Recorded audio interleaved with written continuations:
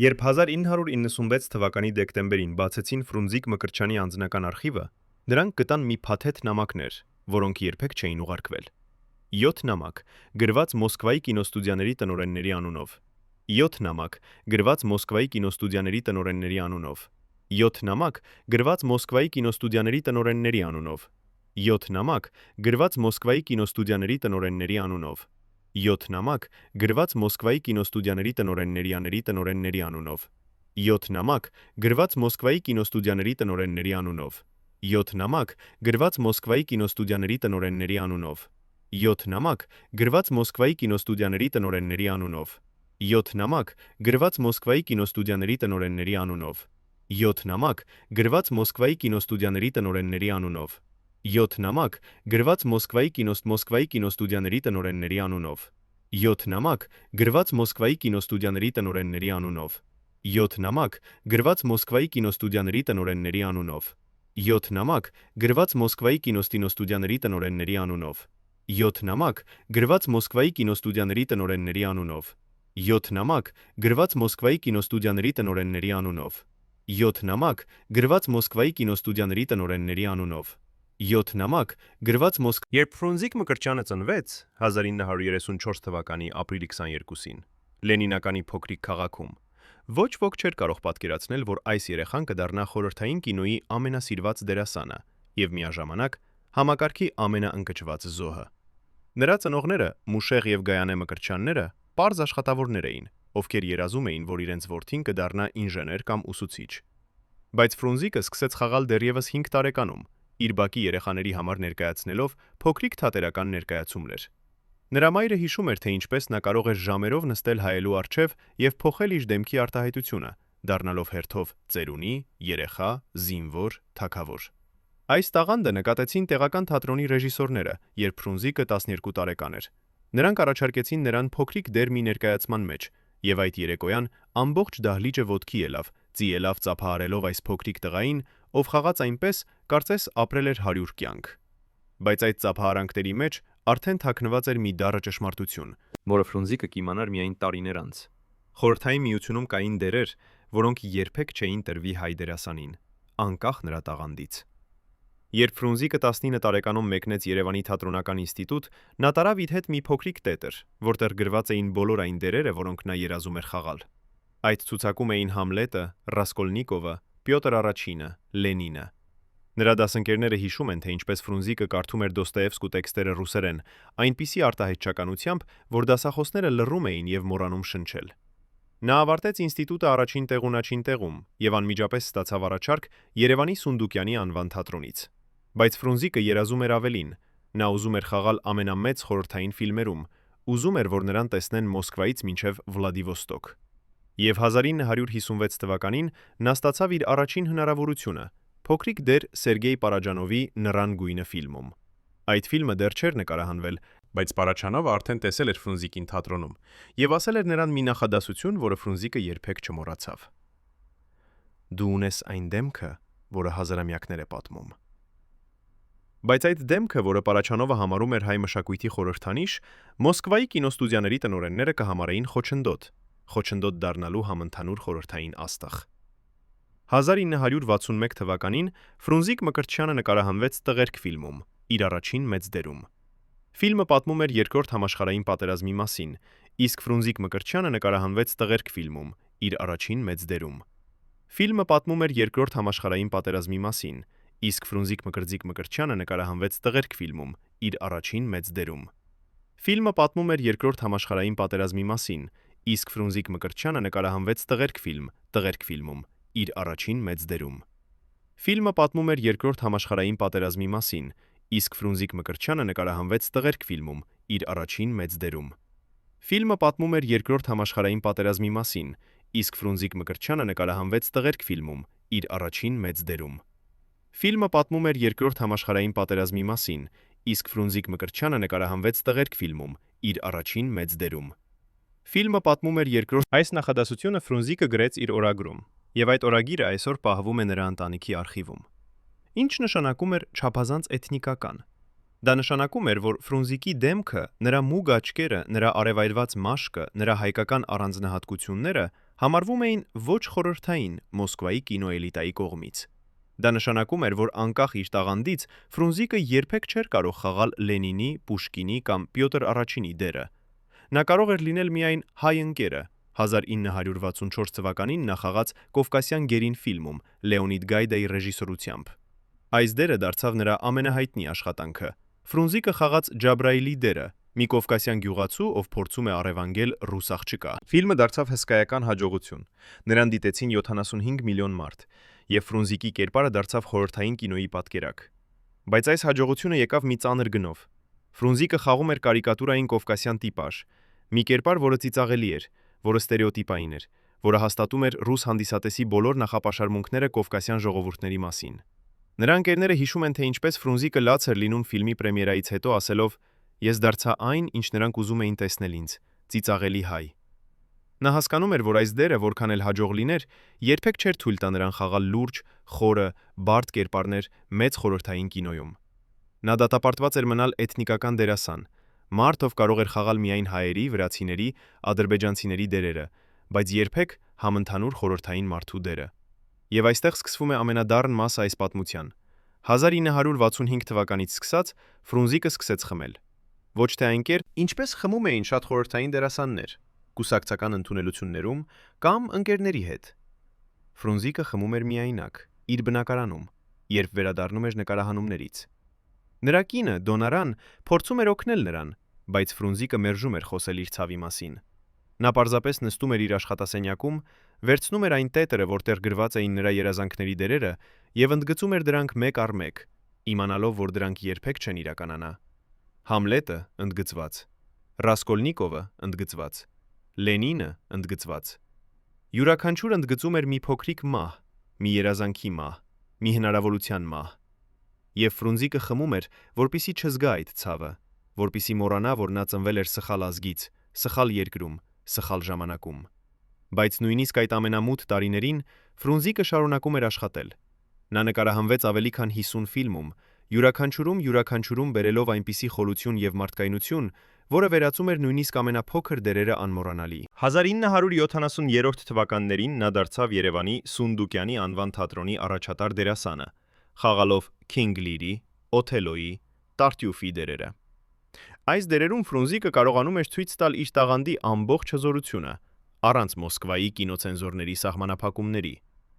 Երևանյան հանդիսատեսը գիտեր, որ երբ Ֆրունզիկը բարձրանում է բեմ, նրանք տեսնելու են ոչ թե հայ դերասան, այլ մի համաշխարհային տաղանդ, որը կարող էր մրցել ցանկացած մեծ եվրոպական կամ ամերիկյան դերասանի հետ։ Բայց Մոսկվան երբեք չտեսավ այդ ներկայացումները։ Մոսկվան շարունակում էր տեսնել Ֆրունզիկին որպես Ջաբրայիլ, ծիծաղելի կովկասյան տիպաժ, ով լավ էր կատակների համար, բայց ոչ լուրջ արվեստի համար։ Եվ այստեղ մենք հասնում ենք մի փաստին, որը Ֆրունզիկի ընտանիքը պահել է գաղտնի 35 տարի։ 1976 թվականին Ֆրունզիկ Մկրտչյանը ստացավ հրավեր Մոսկվա, հանդիպելու Գոսկինոյի ղեկավարության հետ։ Նրան ասացին, որ քննարկելու են նոր մեծ պատմական ֆիլմ, որտեղ նա կարող էր ստանալ կարևոր դեր։ Ֆրունզիկը մեկնեց Մոսկվա, լի հույսով, մտածելով, որ վերջապես նրա տաղանդը ճանաչվել է։ Բայց այդ հանդիպման ժամանակ նրան ասացին ճշմարտությունը, այն ճշմարտությունը, որը ոչնչացրեց նրա վերջին հույսերը։ Գոսկինոյի պաշտոնյան, ում անունը մենք չենք կարող հրապարակել, քանի որ նրա ժառանգները դեռ ապրում են, ասաց Ֆրունզիկին. «Դուք հիանալի դերասան եք, բայց դուք երբեք չեք կարող խաղալ խորհրդային ինտելիգենտի, խորհրդային գիտնականի, խորհրդային առաջնորդի դերը։ Ձեր դեմքը չափազանց հայտնի է որպես հայկական, եւ մեր հանդիսատեսը չի հավատա, եթե տեսնի ձեզ այդ դերերում։ Մնացեք ձեր տեղում, խաղացեք կովկասյան կերպարներ, դուք լավն եք դրանում»։ Ֆրունզիկը վերադարձավ Երևան այդ հանդիպումից եւ 3 օր չելավ իր սենյակից։ Նրա կինը լսեց, թե ինչպես նա լաց էր լինում գիշերները կրկնելով. «Ես ծնվել եմ սխալ դեմքով, սխալ դեմքով»։ Բայց ամենաշոկային բացահայտումը եկավ 1996 թվականին, երբ Ֆրունզիկի մահից հետո նրա ընտանիքը գտավ մի թղթապանակ նրա անձնական արխիվում։ Այդ թղթապանակում էին տասնյակ նամակներ, որոնք Ֆրունզիկը գրել էր տարբեր կինոստուդիաների տնօրենների, ռեժիսորների, մշակութային նախարարների անունով։ Յուրաքանչյուր նամակում նա աղերսում էր ստանալ հնարավորություն ապացուցելու, որ նա կարող է խաղալ ցանկացած դեր, ոչ միայն էթնիկական կերպարներ։ Նա գրում էր իր կրթության մասին, իր թատերական փորձի մասին, իր անսահման սիրո մասին ռուս դասական գրականության նկատմամբ։ բայց այս նամակներից ոչ մեկը երբեք չէր ուղարկվել։ Ֆրունզիկը գրել էր դրանք, կնքել, գրել հասցեները, բայց հետո պահել էր դրանք իր սեղանի դարակում։ Ինչու՞։ Նրա կինը բացատրում է. նա գիտեր, որ պատասխանը միշտ կլինի ոչ։ Նա գիտեր, որ համակարգը երբեք չի փոխվի, եւ նա չուզեց ստանալ եւս մեկ մերժում, եւս մեկ հաստատում, որ նա բավարար չէ։ Այս նամակները այսօր պահվում են Երևանի կինոմուզեումում, որպես վկայություն մի համակարգի, որը ոչնչացրեց մի հանճարի, ոչ թե նրա տաղանդի պակասի պատճառով, այլ նրա ծագման պատճառով։ Իսկ այժմ մենք պետք է խոսենք մի մարդու մասին, ում անունը Ֆրունզիկի ընկերները արտասանում են ատելությամբ մինչև օրս։ Այս մարդը, եկեք կոչենք նրան V, քանի որ իրավական պատճառներով մենք չենք կարող բացահայտել նրա ինքնությունը, աշխատում էր Գոսկինոյում որպես դերերի բաշխման պատասխանատու։ Նա էր այն մարդը, ով վերջնական որոշում էր կայացնում, թե ով կստանա որ դերը խորհրդային կինոյում։ Եվ V-ն ուներ մի կանոն, որը նա երբեք չգրեց պաշտոնական փաստաթղթերում, բայց որը բոլորը գիտեին։ Էթնիկական դերասանները պետք է մնան իրենց տեղում։ Այս կանոնը նշանակում էր, որ հայ դերասանները կարող էին խաղալ միայն հայերի, վրացիները միայն վրացիների, ուզբեկները միայն ուզբեկների դերերը։ Ռուս դերասանները մյուս կողմից կարող էին խաղալ ցանկացած ազգության ներկայացուցիչ, նրանք էին համընդհանուր խորհրդային դերասանները։ Նա անձամբ արգելափակեց Ֆրունզիկի մասնակցությունը առնվազն 12 մեծ ֆիլմերի, որտեղ Ֆրունզիկը կարող էր ցույց տալ իր տաղանդի ամբողջ լայնությունը։ Ֆրունզիկի ընկերները հիշում են, թե ինչպես նա մի անգամ ասաց. «Վին ոչ թե ռասիստ է, նա պարզապես համակարգի պահապան է։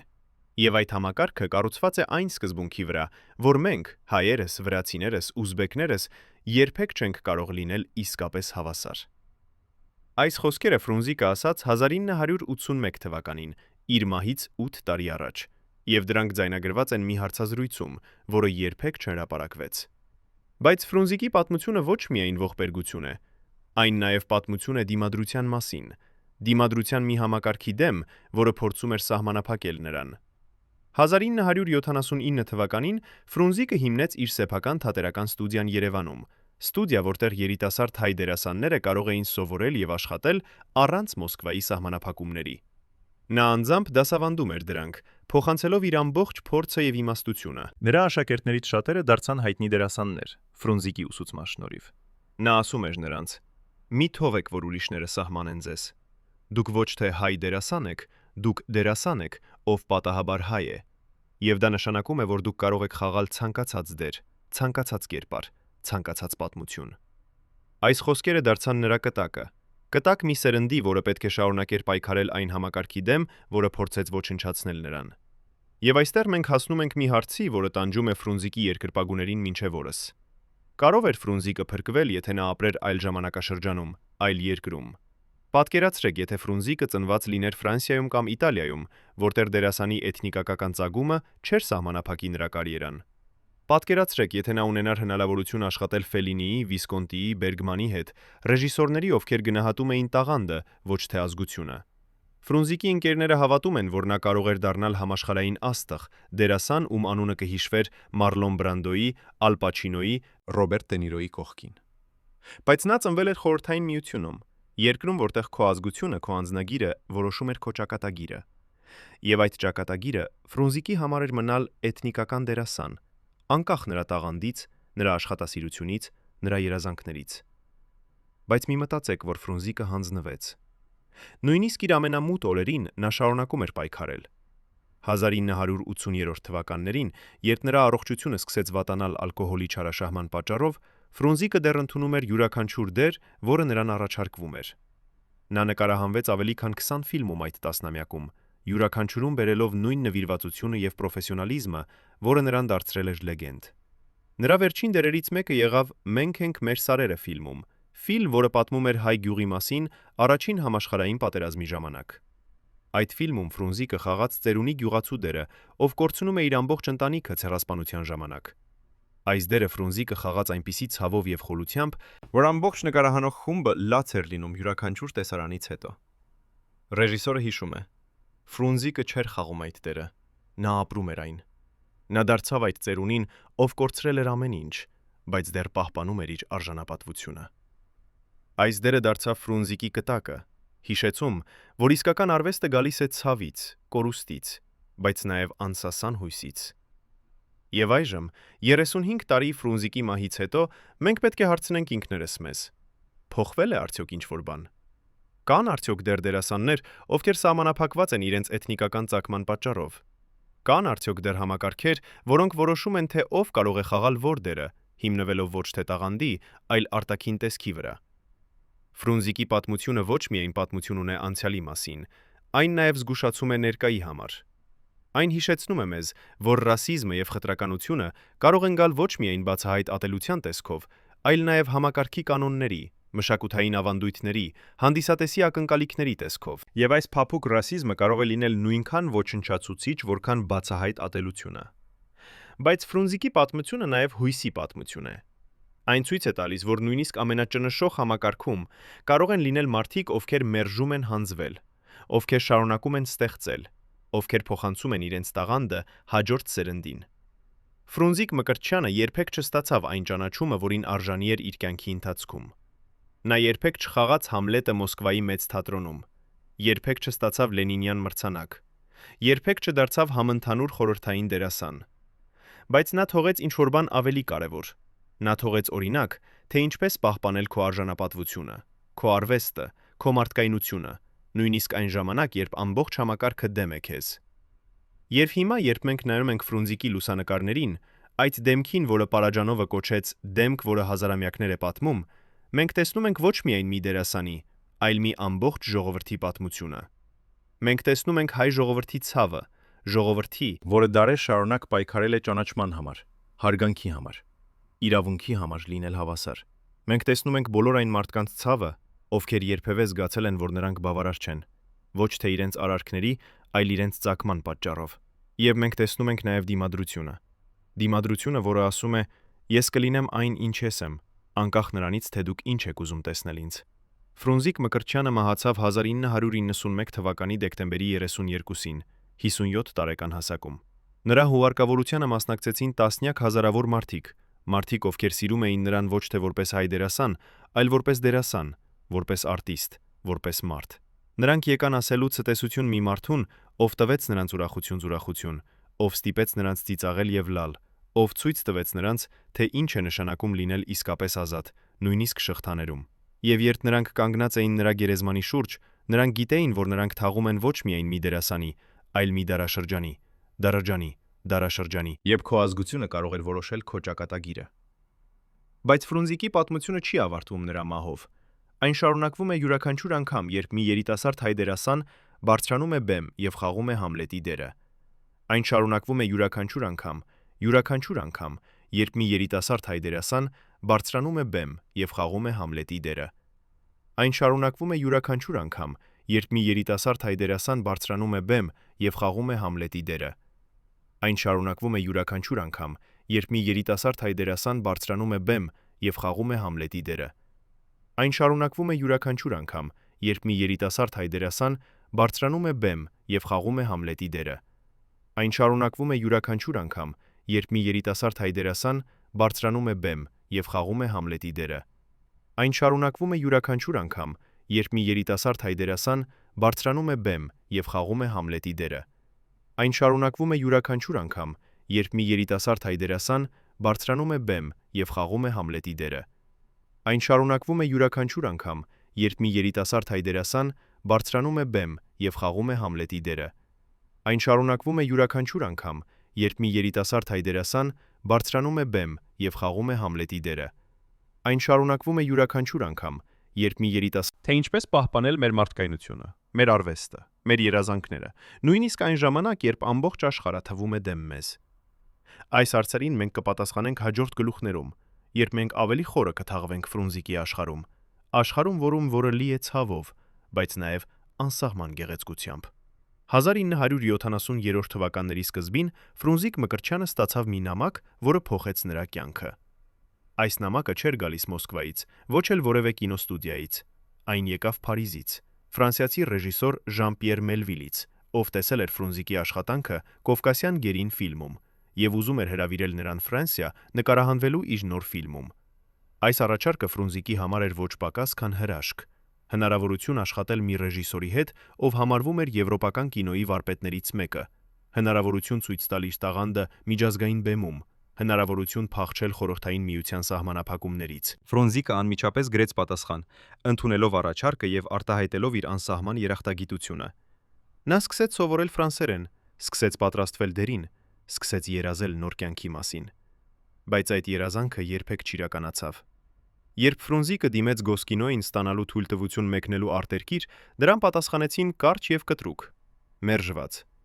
Ոչ մի բացատրություն, ոչ մի պատճառաբանություն, պարզապես մերժված։ Ֆրունզիկը փորձեց բողոքել, փորձեց գտնել միջնորդներ, փորձեց հասնել ավելի բարձր պաշտոնյաների,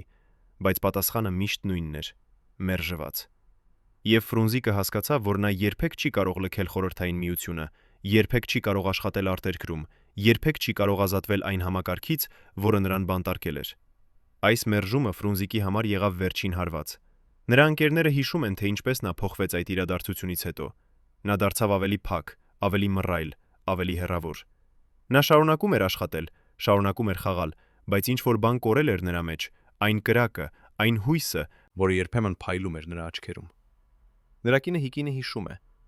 այդ օրից սկսած Ֆրունզիկը երբեք չխոսեց ապագայի մասին։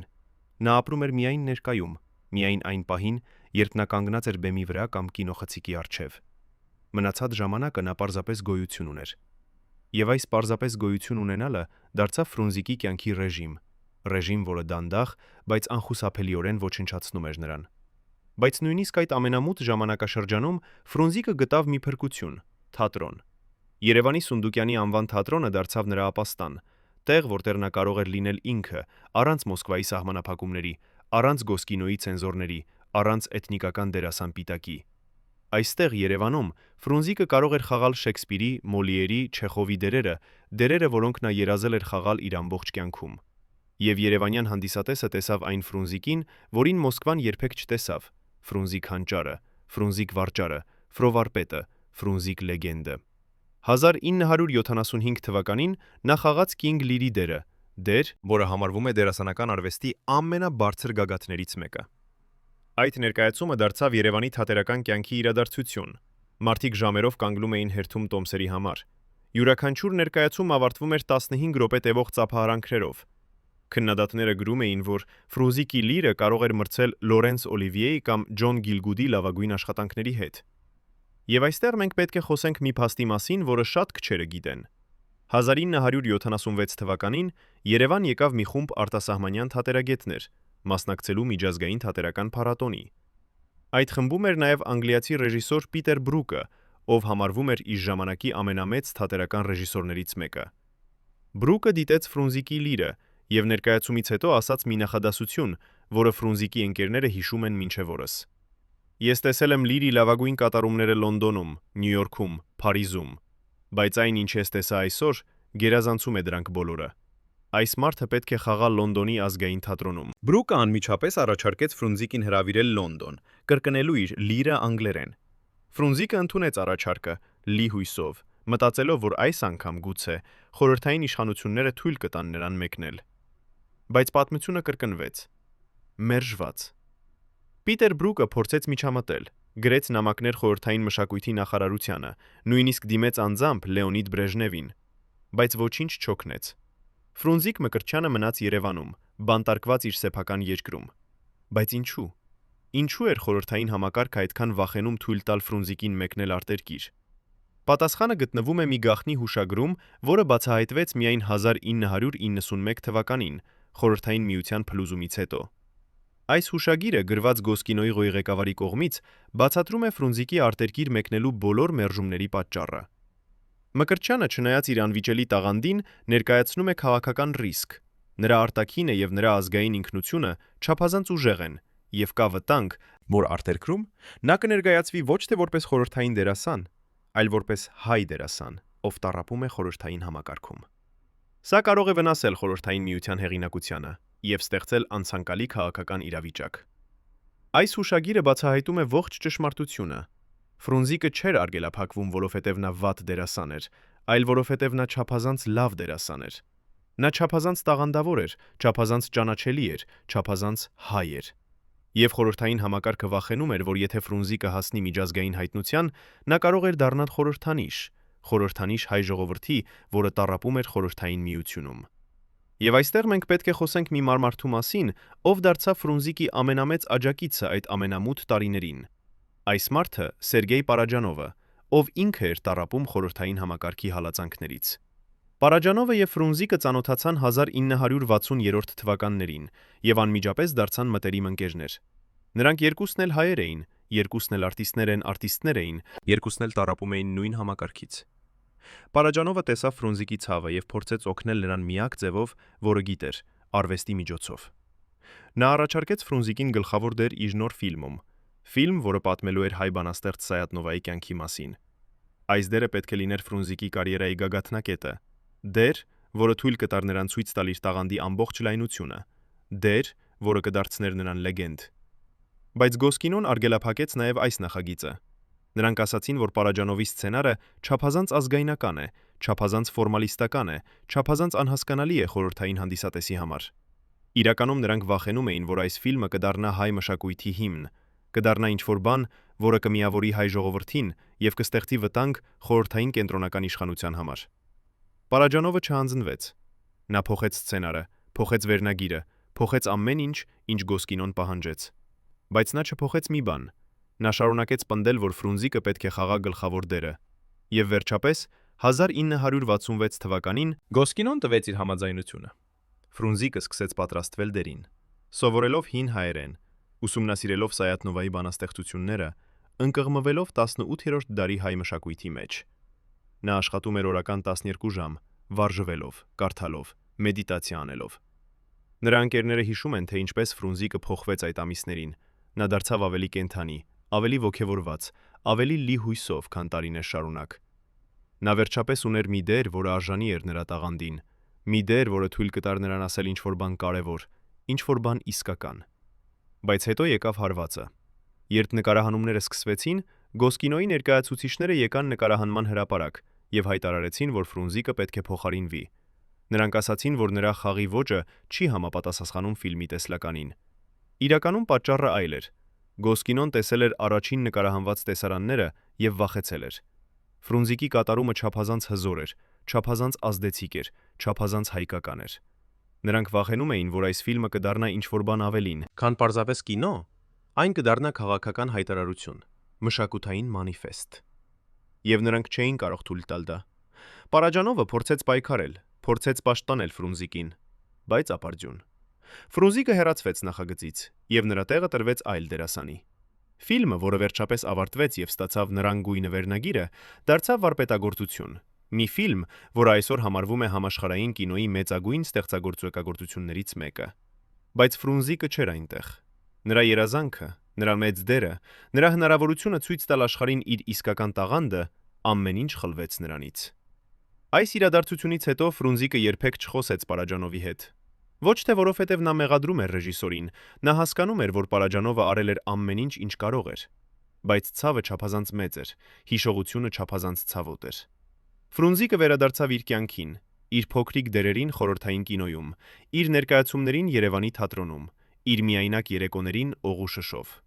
Նրա ընկերները հիշում են, թե ինչպես նա մի անգամ ասաց. «Ես ծնվել եմ սխալ երկրում, սխալ ժամանակում։ Եթե ես ծնված լինեի Ֆրանսիայում կամ Իտալիայում, ես կլինեի աստղ։ Բայց այստեղ, խորհրդային միությունում, ես պարզապես մի հայ եմ, ով չափազանց հայ է»։ Այս խոսքերը Ֆրունզիկը ասաց 1979 թվականին, իր մահից 11 տարի առաջ, եւ դրանք ամփոփում են նրա ողջ ողբերգությունը լինելու չափազանց տաղանդավոր, չափազանց տարբեր, չափազանց ինքը, մի համակարգում, որը պահանջում էր համապատասխանություն։ Բայց Ֆրունզիկի պատմությունը ոչ միայն անձնական ողբերգություն է, այն նաև պատմություն է ամբողջ սերնդի մասին, սերնդի հայ արտիստների, գրողների, երաժիշտների, ովքեր ապրեցին խորհրդային միությունում եւ տառապեցին նույն համակարգից։ Քանի հայ ռեժիսոր երբեք չկարողացան նկարահանել իրենց ֆիլմերը, որովհետև դրանք համարվում էին չափազանց ազգայնական։ Քանի հայ գրող երբեք չկարողացան հրատարակել իրենց գրքերը, որովհետև դրանք համարվում էին չափազանց քաղաքական։ Քանի հայ երաժիշտ երբեք չկարողացան կատարել իրենց երաժշտությունը, որովհետև այն համարվում էր չափազանց ավանդական։ Ֆրունզիկ Մկրտչյանը դարձավ այս սերնդի խորհրդանիշը, խորհրդանիշ բոլոր նրանց, ովքեր ունեին տաղանդ, ունեին երազանքներ, ունեին ինչ-որ բան ասելու, բայց ում լռեցրեց համակարգը։ Եվ այստեղ մենք պետք է հարցնենք ինքներս մեզ. ինչ կլիներ, եթե Ֆրունզիկը ապրեր այլ ժամանակաշրջանում։ Ինչ կլիներ, եթե նա ծնված լիներ 30 տարի ավելի ուշ, երբ Խորհրդային Միությունը փլուզվել էր եւ հայ արտիստները ազատ էին ստեղծելու, ճանապարհորդելու, աշխատելու ամբողջ աշխարհում։ Ինչ կլիներ, եթե նա ունենար հնարավորություն աշխատել Սկորսեզեի, Կոպոլայի, Տարանտինոյի հետ, ռեժիսորների, ովքեր գնահատում էին տաղանդը եւ բնօրինակությունը։ Ֆրունզիկի ընկերները հավատում են, որ նա կարող էր դառնալ համաշխարհային լեգենդ, դերասան, ում անունը կհիշվեր մեծագույն դերասանների շարքում։ Բայց պատմությունը չի գրվում ինչ կլիներ եթեներով։ Պատմությունը գրվում է փաստերով, եւ փաստն այն է, որ Ֆրունզիկ Մկրտչյանը ապրեց եւ մեռավ Խորհրդային Միությունում, երբեք չստանալով այն ճանաչումը, որին արժանի էր։ Բայց նույնիսկ այս ողբերգության մեջ կա մի լույս։ Լույս, որը գալիս է Ֆրունզիկի կտակից։ Նրա աշակերտները, նրա երկրպագուները, նրա ժողովուրդը երբեք չմոռացան նրան։ Նրանք պահպանեցին նրա հիշողությունը, նրա արվեստը, նրա պատմությունը։ Եվ այսօր, 35 տարի նրա մահից հետո, Ֆրունզիկ Մկրտչյանը դեռ համարվում է հայ կինոյի ամենամեծ դերասանը։ Դերասան, ով չնայած բոլոր խոչընդոտներին, բոլոր սահմանափակումներին, բոլոր ցավերին, շարունակեց ստեղծել, շարունակեց խաղալ, շարունակեց ոգեշնչել։ Նրա ֆիլմերը դիտվում են մինչև օրս, նրա ներկայացումները հիշվում են մինչև օրս, նրա անունը արտասանվում է հարգանքով մինչև օրս։ Եվ սա է Ֆրունզիկի իսկական հաղթանակը։ Հաղթանակ համակարգի դեմ, որը փորձեց ոչնչացնել նրան, բայց չկարողացավ ոչնչացնել նրա արվեստը, նրա ոգին, նրա կտակը։ Իսկ հիմա,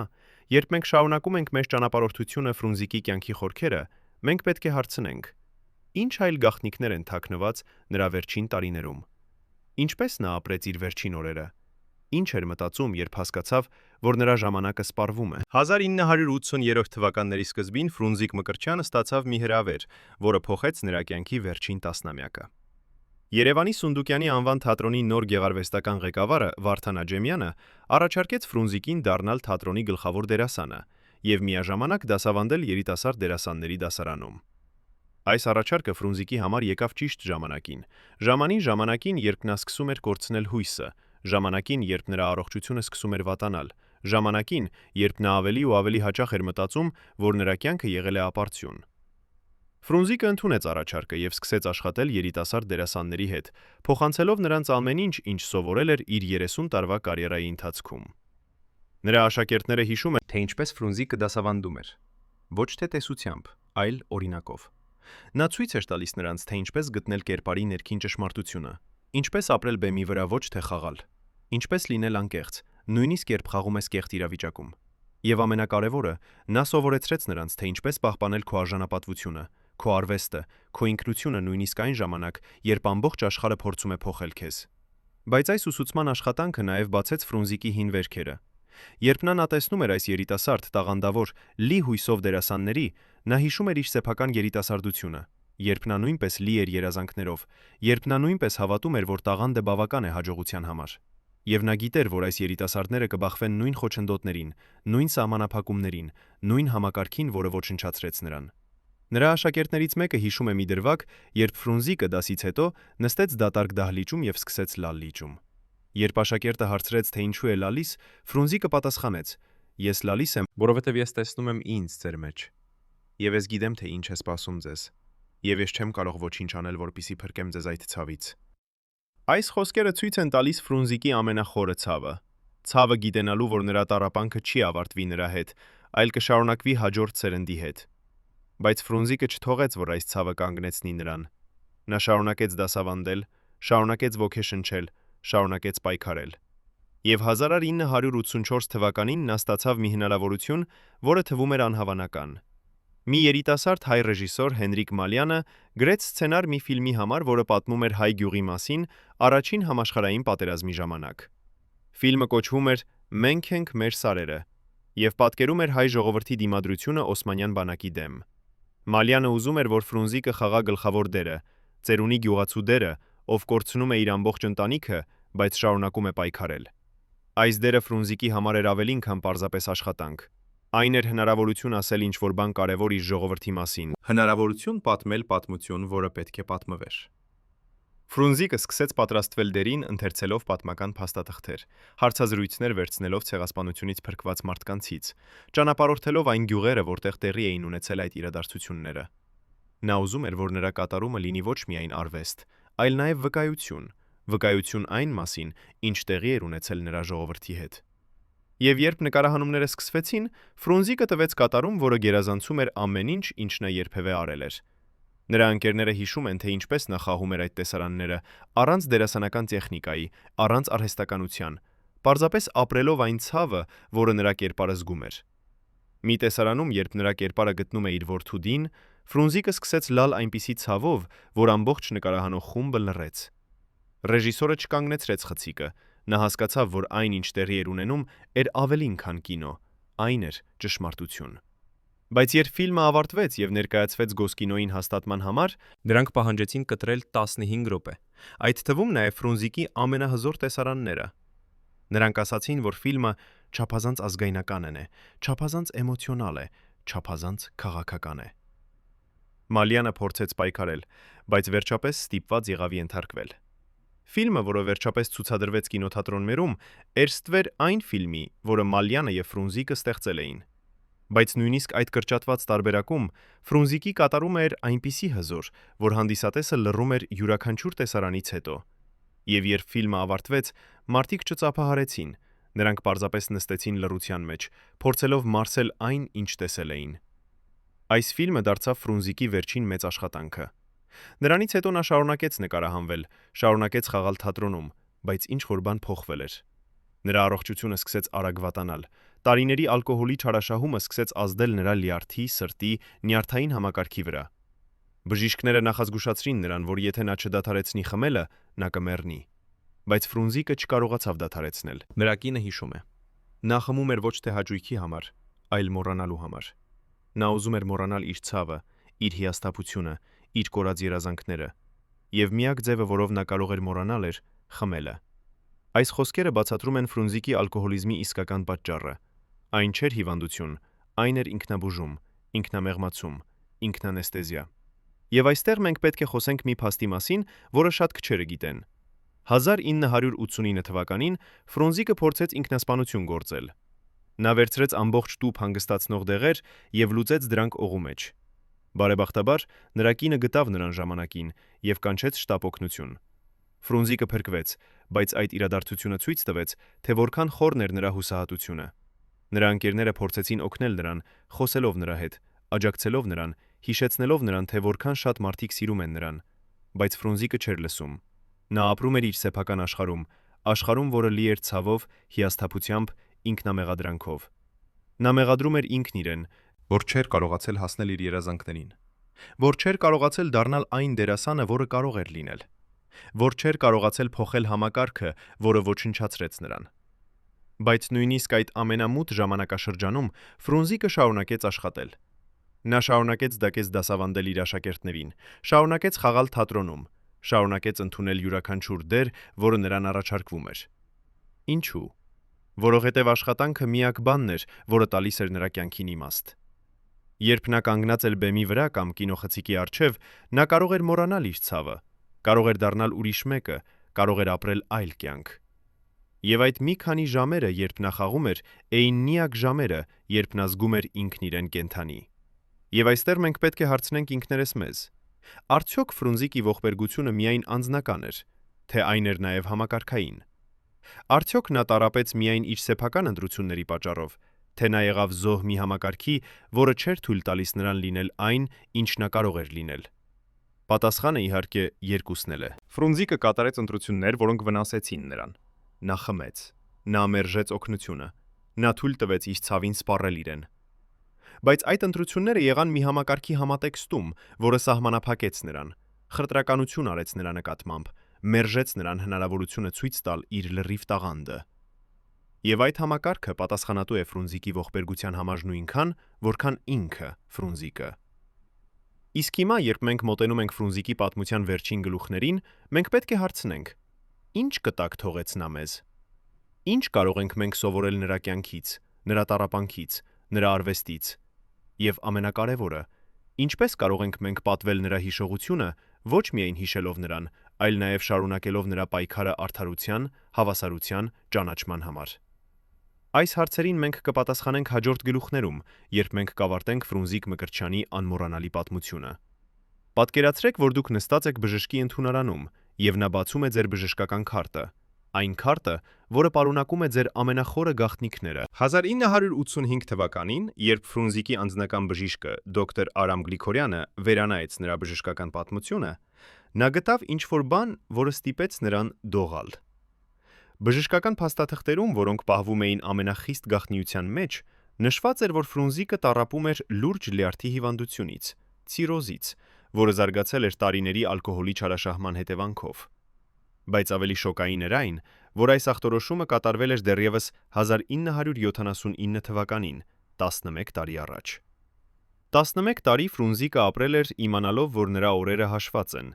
11 տարի նա շարունակել էր խաղալ, դասավանդել, ստեղծել, իմանալով, որ յուրաքանչյուր օր կարող էր լինել վերջինը։ Ինչու էր դոկտոր Գրիգորյանը պահել այս գաղտնիքը։ Ով էլ գիտեր այս ախտորոշման մասին։ Եվ ամենակարևորը, ինչու էր Ֆրունզիկը ընտրել շարունակել խմելը, երբ գիտեր, որ դա սպանում էր նրան։ Այս բժշկական գաղտնիքը, որը բացահայտվեց միայն նրա մահից հետո, բացատրում է ամեն ինչ։ Նրա հուսահատությունը, նրա ինքնավնասող վարքագիծը, նրա մերժումը ընդունել օգնություն։ Ֆրունզիկը չէր փորձում ինքնասպանություն գործել։ Նա արդեն իսկ գործում էր դանդաղ ինքնասպանություն։ Օր-օրի, գիշեր-գիշերի, շիշ-շշի։ Դոկտոր Գրիգորյանը, ով այսօր 86 տարեկան է եւ ապրում է Երևանում, առաջին անգամ համաձայնեց խոսել այս մասին։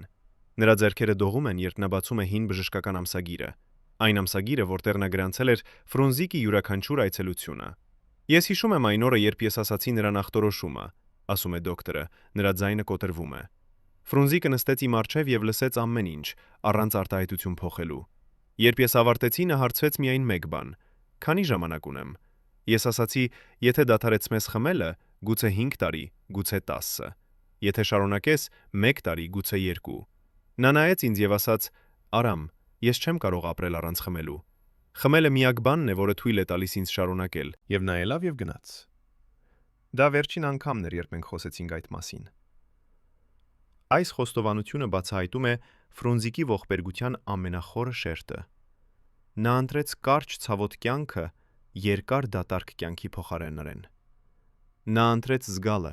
նույնիսկ եթե այդ զգացումը ցավ էր, քան թե չզգալը։ Բայց բժշկական գաղտնիքները չէին սահմանափակվում միայն ֆիզիկական հիվանդությամբ։ Դոկտոր Գրիգորյանի ամսագրում կա նաև մի գրառում, որը պատմում է Ֆրունզիկի հոգեկան վիճակի մասին։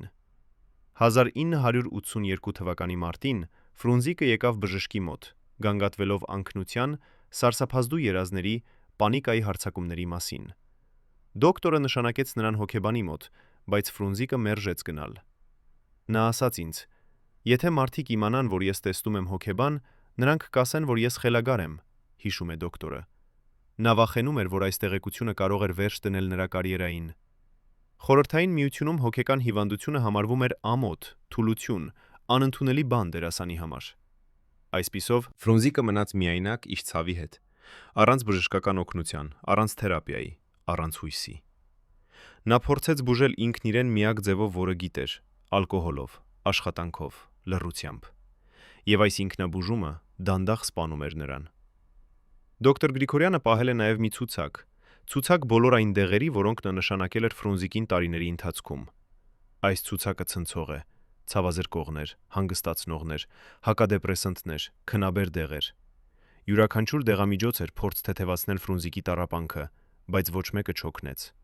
Խնդիրն այն էր, որ Ֆրունզիկի ցավը չէր ֆիզիկական, բացատրում է դոկտորը։ Այն էր հոգևոր, էգզիստենցիալ։ Նա տառապում էր ոչ թե իր մարմնի, այլ իր հոգու պատճառով։ Եվ ես չունեի դեղ այդ տեսակի ցավի համար։ Այս խոսքերը ամփոփում են Ֆրունզիկի ողբերգության էությունը։ Նա տառապում էր այնպիսի ցավից, որը չէր կարող բուժվել դեղերով, թերապիայով, բժշկությամբ։ Նա տառապում էր կորած երազանքների ցավից, չիրականացած ներուժի ցավից, անարից, անարդարության ցավից։ Եվ այստեղ մենք պետք է խոսենք մի փաստի մասին, որը դոկտոր Գրիգորյանը երբեք չի պատմել ոչ ոքի մինչև այսօր։ 1989 թվականի նոյեմբերին, 2 տարի Ֆրունզիկի մահից առաջ, դոկտորը ստացավ հեռախոսազանգ կեսգիշերին։ Զանգահարողը Ֆրունզիկի կինն էր, Դոնարան Մկրտչյանը։ Նա լաց էր լինում եւ ասում, որ Ֆրունզիկը խմած է ամբողջ շիշ օղի եւ հիմա պառկած է անգիտակից վիճակում։ Դոկտորը անմիջապես վազեց նրանց տուն եւ գտավ Ֆրունզիկին գրեթե մահացած։ Նա արեց ամեն ինչ, որ կարող էր, ստիպեց նրան փսխել, տվեց ակտիվացված ածուխ, կանչեց շտապօգնություն։ Ֆրունզիկը փրկվեց, բայց երբ նա արթնացավ, նա նայեց դոկտորին եւ ասաց մի նախադասություն, որը դոկտորը երբեք չի մոռանա. «Ինչու փրկեցիր ինձ։ Ես ուզում էի մեռնել»։ Դոկտոր Գրիգորյանը լռեց, չգիտենալով թե ինչ պատասխանել։ Ինչ կարող էր նա ասել մի մարդուն, ով այնքան տառապում էր, որ մահը թվում էր փրկություն։ Ինչ կարող էր նա ասել մի մարդուն, ով կորցրել էր յուրաքանչյուր պատճառ ապրելու համար։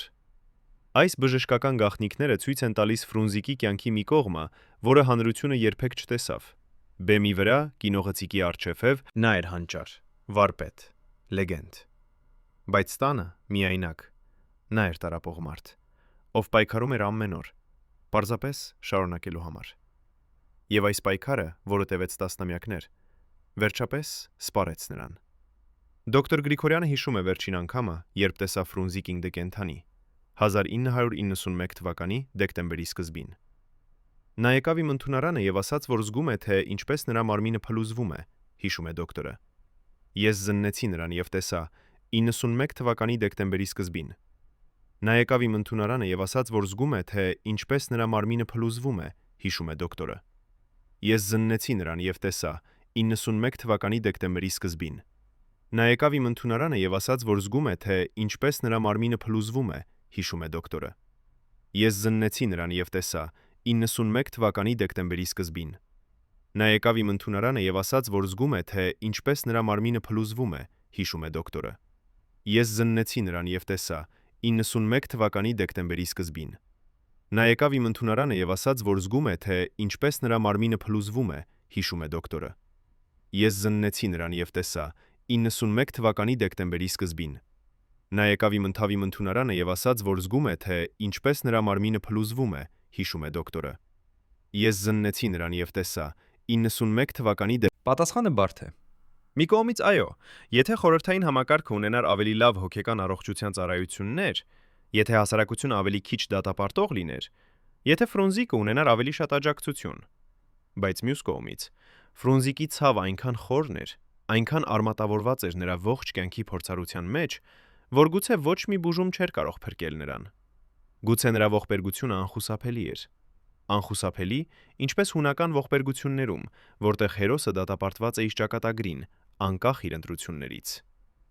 Մինչև վերջին օրը ես հավատացի, որ մենք կփրկվենք, ասում է Վահագն Խաչատրյանը, ով 1980-րդ թվականներին աշխատում էր որպես Ֆրունզիկի անձնական օգնական։ Նրա ձեռքերը դեռ դողում են 35 տարի անց։ Ինչ գիտեր այս մարդը, ինչ մենք չգիտենք։ Այս երեկո 3 նախկին անդամներ Ֆրունզիկի ներքին շրջանակից առաջին անգամ խոսում են այն գաղտնիքների մասին, որոնք պահել են տասնամյակներ։ Նրանց բացահայտումները փոխելու են ամեն ինչ։ Ինչ դուք կարծում էիք, որ գիտեք Ֆրունզիկի վերջին տարիների մասին։ Վահագնը, Ֆրունզիկի թատերական գործընկեր Արմենը եւ նրա երկարամյա ընկեր Լևոնը նստած են մեզ հետ, պատրաստ պատմելու ճշմարտությունը, որը թաքցվել է 35 տարի։ Վահագն Խաչատրյանը սկսում է իր պատմությունը 1986 թվականից, տարի, երբ նա սկսեց աշխատել Ֆրունզիկի հետ։ Ես էի 24 տարեկան երիտասարդ, ով երազում էր դառնալ դերասան, հիշում է Վահագնը։ Ֆրունզիկը վերցրեց ինձ որպես իր օգնական, օգնելու նրան կազմակերպել նրա ժամանակացույցը, նրա նկարահանումները, նրա ներկայացումները։ Բայց շատ արագ ես հասկացա, որ իմ իսկական աշխատանքը այլ բան էր։ Ես պետք է պահեի Ֆրունզիկի գաղտնիքները։ Ինչ գաղտնիքներ։ Վահագնը լռում է մի պահ, հետո շարունակում. Ֆրունզիկը ապրում էր կրկնակի կյանք։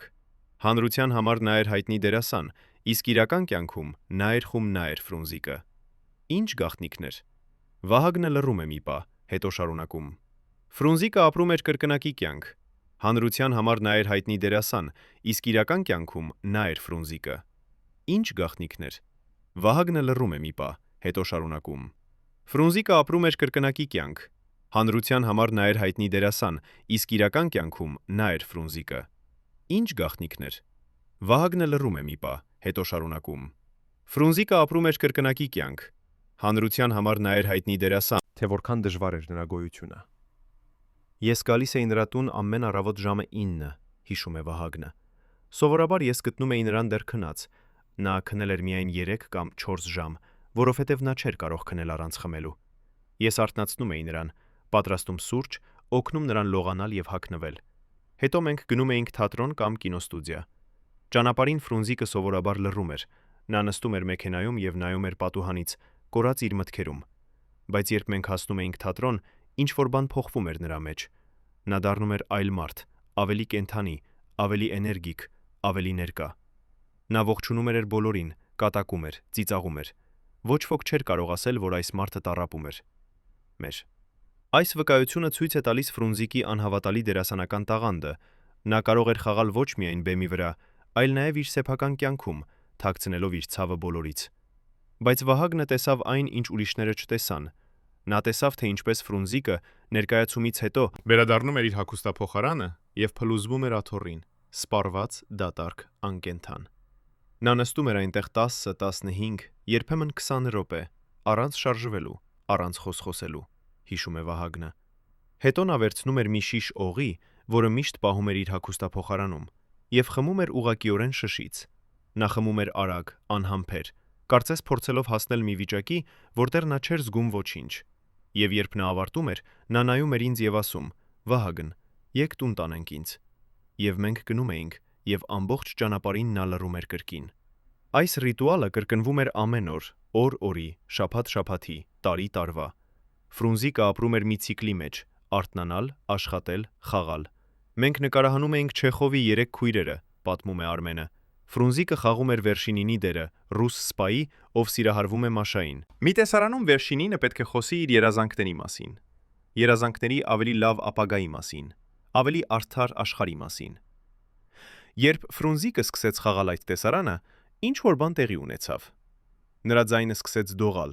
նրա աչքերը լցվեցին արցունքներով։ Նա խոսում էր Վերշինինի խոսքերը, բայց մենք բոլորս զգացինք, որ նա խոսում էր իր սեփական երազանքների մասին, երազանքների, որոնք երբեք չիրականացան։ Երբ տեսարանը ավարտվեց, ամբողջ թատրոնը լռում էր։ Ոչ ոք չշարժվեց, ոչ ոք չծափահարեց։ Մենք պարզապես կանգնած էինք այնտեղ, ցնցված այն ճշմարտությամբ, որը Ֆրունզիկը բացահայտել էր։ Այս պահը ցույց է տալիս Ֆրունզիկի արվեստի իսկական ուժը։ Նա կարող էր վերածել իր անձնական ցավը համընդհանուր արվեստի, կարող էր ստիպել հանդիսատեսին զգալ այն, ինչ նա զգում էր։ Բայց Արմենը հիշում է նաև մի ավելի մութ դրվագ։ Մի անգամ ներկայացումից հետո ես գտա Ֆրունզիկին նստած բեմի վրա, միայնակ, մութ թատրոնում, պատմում է Արմենը։ Նա լաց էր լինում։ Ես մոտեցա նրան եւ հարցրի. «Ինչ է պատահել»։ Նա նայեց ինձ եւ ասաց. «Արմեն, ես այլևս չեմ կարող։ Ես հոգնել եմ խաղալուց, հոգնել եմ կեղծելուց, հոգնել եմ ձևացնելուց, որ ամեն ինչ լավ է։ Ես ուզում եմ լինել ազատ, բայց ես չգիտեմ թե ինչպես»։ Ես նստեցի նրա կողքին եւ փորձեցի մխիթարել նրան, բայց ինչ կարող էի ասել։ Ինչպես կարող էի ես, ով ուներ ամեն ինչ, ընտանիք, առողջություն, ապագա, հասկանալ այն ցավը, որը Ֆրունզիկը զգում էր։ Այս խոստովանությունը ցույց է տալիս Ֆրունզիկի խորը միայնությունը, նույնիսկ շրջապատված ընկերներով, գործընկերներով, երկրպագուներով, նա զգում էր ինքն իրեն միայնակ, անհասկանալի, անմխիթար։ Լևոն Ավագյանը, Ֆրունզիկի մանկության ընկերը, ով մնաց նրա հետ մինչև վերջ, պատմում է ամենաշոկային պատմությունը։ 1991 թվականի դեկտեմբերի սկզբին Ֆրունզիկը զանգահարեց ինձ կեսգիշերին, հիշում է Լևոնը։ Նա ասաց. «Լևոն, արի, ես ուզում եմ խոսել քեզ հետ»։ Ես գնացի նրա տուն եւ գտա նրան նստած իր աշխատասենյակում, շրջապատված հին լուսանկարներով, նամակներով, հուշագրերով։ Նա ասաց ինձ. «Լևոն, ես գիտեմ, որ ես շուտով կմեռնեմ։ Ես զգում եմ դա։ Եվ ես ուզում եմ, որ դու իմանաս ճշմարտությունը։ Ճշմարտությունը իմ կյանքի մասին, իմ ընտրությունների մասին, իմ ցավի մասին»։ Եվ նա սկսեց պատմել։ Նա պատմեց ինձ ամեն ինչ, իր երազանքների մասին, որոնք երբեք չիրականացան, իր հիասթափությունների մասին, իր զղջումների մասին։ Նա խոսեց ժամերով եւ ես լսեցի, առանց ընդհատելու։ Երբ նա ավարտեց, արշալույսն արդեն բացվում էր։ Նա նայեց ինձ եւ ասաց. «Լևոն, խոստացիր ինձ մի բան. երբ ես մեռնեմ, պատմիր մարդկանց ճշմարտությունը։ Մի թող նրանք մոռանան, թե ինչ տեղի ունեցավ ինձ հետ։ Մի թող նրանք մոռանան, թե ինչպես համակարգը ոչնչացրեց ինձ»։ Ես խոստացա նրան, եւ այսօր ես կատարում եմ այդ խոստումը։ Այս 3 վկայությունները՝ Վահագնի, Արմենի եւ Լևոնի, ցույց են տալիս Ֆրունզիկի կյանքի մի կողմը, որը հանրությունը երբեք չտեսավ։ Նրանք ցույց են տալիս մի մարդու, ով պայքարում էր ամեն օր, պարզապես շարունակելու համար։ Մի մարդու, ով թաքցնում էր իր ցավը բոլորից։ Մի մարդու, ով գիտեր, որ նրա ժամանակը սպառվում է, բայց շարունակում էր ստեղծել մինչև վերջին շունչը։ Եվ այս վկայությունները նաև ցույց են տալիս, թե որքան շատ մարդիկ սիրում էին Ֆրունզիկին։ Որքան շատ մարդիկ փորձեցին օգնել նրան, բայց չկարողացան փրկել նրան իր սեփական ինքնից։ Իսկ այժմ, երբ մենք լսել ենք այս վկայությունները, մենք պետք է հարցնենք ինքներս մեզ. ինչ կարող էինք մենք անել այլ կերպ։ Կարող էինք մենք փրկել Ֆրունզիկին, եթե ավելի շատ լսեինք նրան, ավելի շատ հասկանայինք նրան, ավելի շատ աջակցեինք նրան։ Թե նրա ողբերգությունը այնքան խորն էր, այնքան համակարգային էր, որ ոչ մի անհատական ջանք չէր կարող փոխել դրա ելքը։ Այս հարցերը մնում են առանց պատասխանի, բայց դրանք հարցեր են, որոնք մենք պետք է շարունակենք հարցնել, ոչ միայն Ֆրունզիկի համար, այլ նաև բոլոր նրանց համար, ովքեր այսօր տառապում են նույն ցավից, նույն միայնությունից, նույն հուսահատությունից։ Երբ Ֆրունզիկ Մկրտչյանը մահացավ 1991 թվականի դեկտեմբերի 32-ին, նրա մահվան վկայականում պրիմիում գրված էր «Սրտի անբավարարություն»։ Բայց նրանք, ովքեր գիտեին ճշմարտությունը, հասկանում էին, որ Ֆրունզիկը մեռավ ոչ թե սրտի անբավարարությունից, այլ կոտրված սրտից։ Սրտից, որը տառապել էր տասնամյակներ։ Սրտից, որը կրել էր չափազանց շատ ցավ, չափազանց շատ հիասթափություն, չափազանց շատ կորած երազանքներ։ Բայց կա մի գաղտնիք, որը պահվել է նրա մահվան շուրջ։ Գաղտնիք, որը բացահայտվում է միայն այսօր, 35 տարի անց։ Այս գաղտնիքը կապված է մի մարդու հետ, ով գտնվում էր Ֆրունզիկի կողքին նրա վերջին ժամերին։ Մարդ, ով տեսավ ամեն ինչ, լսեց ամեն ինչ, բայց պահել է լռություն բոլոր այս տարիները։ Այս մարդը Ֆրունզիկի կինն է, Դոնարա Մկրտչյանը, ով այսօր 81 տարեկան հասակում համաձայնեց խոսել առաջին անգամ։ Դոնարան նստած է իր տան հյուրասենյակում Երևանում, շրջապատված Ֆրունզիկի լուսանկարներով, մրցանակներով, հուշագրերով։ Նրա ձեռքերը դողում են, երբ նա բացում է մի հին տետր, այն տետրը, որտեղ նա գրել է իր մտքերը, իր զգացմունքները, իր հիշողությունները Ֆրունզիկի վերջին օրերի մասին։ Ես երբեք չեմ ցույց տվել այս տետրը ոչ ոքի, ասում է Դոնարան, նրա ձայնը կոտրվուրվում է։ Բայց հիմա, երբ ես մոտենում եմ իմ կյանքի վերջին, ես զգում եմ, որ ժամանակն է պատմել ճշմարտությունը։ Ֆրունզիկը կուզենար։ Դեկտեմբերի 32, 1991, կարդում է Դոնարան։ Այսօր ես կորցրի իմ ամենասիրելի մարդուն, բայց ես չեմ կարող լալ, որովհետև ես գիտեմ, որ նա վերջապես ազատ է։ Վերջին ամիսները Ֆրունզիկը տառապում էր այնպիսի ցավից, որը ես չէի կարող պատկերացնել։ Նրա մարմինը փլուզվում էր, բայց նրա ոգին դեռ պայքարում էր։ Նա ուզում էր ապրել, ուզում էր շարունակել ստեղծել, բայց նրա մարմինը այլևս չէր կարող։ Վերջին շաբաթը նա գրեթե չէր կարող շարժվել։ Նա պառկած էր մահճակալում, եւ ես նստում էի նրա կողքին բռնելով նրա ձեռքը։ Մենք չէինք խոսում շատ, ինչ կարող էինք ասել, երբ ամեն ինչ արդեն ասված էր։ Բայց մի անգամ 3 օր նրա մահից առաջ նա նայեց ինձ եւ ասաց. «Դոնարա, ներիր ինձ»։ Ես հարցրի. «Ինչի համար»։ Եվ նա ասաց. «Ներիր ինձ, որ ես չկարողացա լինել այն մարդը, որին դու արժանի էիր։ Ներիր ինձ, որ ես ծախսեցի մեր կյանքը ցավի եւ հիասթափության վրա։ Ներիր ինձ, որ ես չկարողացա փրկել ինձ»։ Դոնարան դադարում է կարդալ։ Արցունքները հոսում են նրա դեմքով։ Նա լռում է մի պահ, հետո շարունակում. Ես ասացի նրան, որ չկա ինչ ներելու։ Ես ասացի նրան, որ նա եղել է լավագույն ամուսինը, լավագույն հին հայրը, լավագույն մարդը, որին ես երբևէ ճանաչել եմ։ Ես ասացի նրան, որ ես սիրում եմ նրան ավելի, քան ինքս ինձ։ Բայց նա շարունակեց ասել. «Ներիր ինձ, ներիր ինձ, ներիր ինձ»։ Եվ ես հասկացա, որ նա խնդրում էր ներողություն ոչ թե ինձնից, այլ ինքն իրենից։ Նա չէր կարող ներել ինքն իրեն այն ամենի համար, ինչ տեղի էր ունեցել նրա կյանքում։ Այս խոստովանությունը բացահայտում է Ֆրունզիկի ամենախորը ցավը։ Ցավը ինքնամեղադրանքի, ինքնատանջանքի, ինքնատատանման։ Նա մեղադրում էր ինքն իրեն ոչ թե իր ձախողումների համար, այլ իր անկարողության համար հաղթահարել այն համակարգը, որը ոչնչացրեց նրան։ Դոնարան շարունակում է կարդալ իր տետրից։ Դեկտեմբերի 32-ի առավոտյան Ֆրունզիկը արթնացավ եւ ասաց, որ ուզում է վերջին անգամ տեսնել արևածագը։ Ես օգնեցի նրան բարձրանալ մահճակալից եւ տարա նրան պատուհանի մոտ։ Մենք նստեցինք այնտեղ, նայելով թե ինչպես արևը բարձրանում է Արարատ լեռան վրա։ Ֆրունզիկը նայում էր լեռը եւ լաց էր լինում։ Ես հարցրի. «Ինչու ես լալիս»։ Եվ նա ասաց. «Ես լալիս եմ,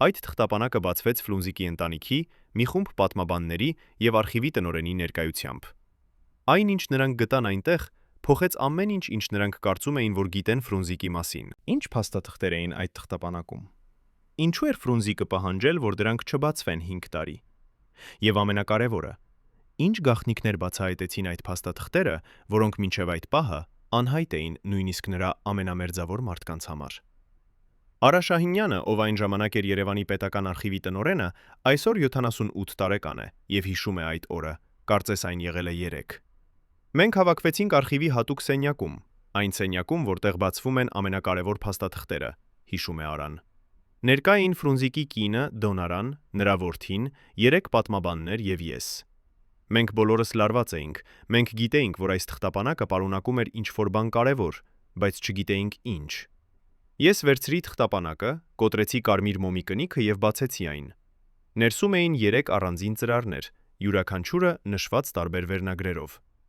Առաջին ծրարը նշված էր ոչնչացված փաստաթղթեր։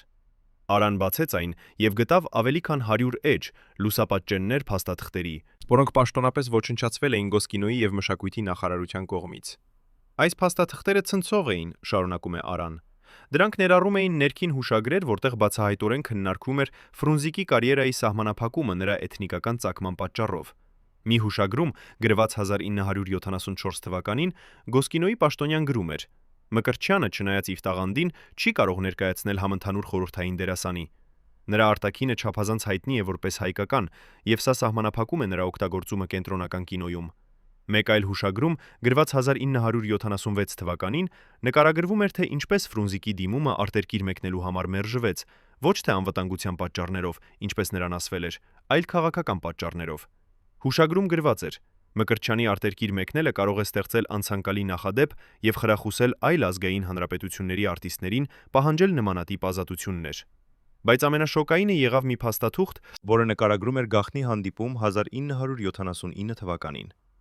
Այս փաստաթուղթը արձանագրություն էր մի հանդիպման, որը տեղի էր ունեցել Մոսկվայում, Գոսկինոյի ղեկավարության եւ Կոմկուսի մշակութային բաժնի միջև, բացատրում է Արան։ Այդ հանդիպման ժամանակ քննարկվել էր Ֆրունզիկ Մկրտչյանի խնդիրը։ Արձանագրությունում մեկը ասում էր. Մկրտչյանը դարձել է չափազանց հայտնի Հայաստանում։ Նա դարձել է ազգային խորհրդանիշ, եւ սա վտանգավոր է։ Մենք պետք է համոզվենք, որ նա մնա տեղային դերասան, ոչ թե դառնա համամիութենական աստղ։ Մեկ ուրիշը առաջարկեց. Մենք կարող ենք սահմանափակել նրա հասանելիությունը կենտրոնական կինոյին, պարզապես չառաջարկելով նրան դերեր։ Եվ երրորդը ավելացրեց.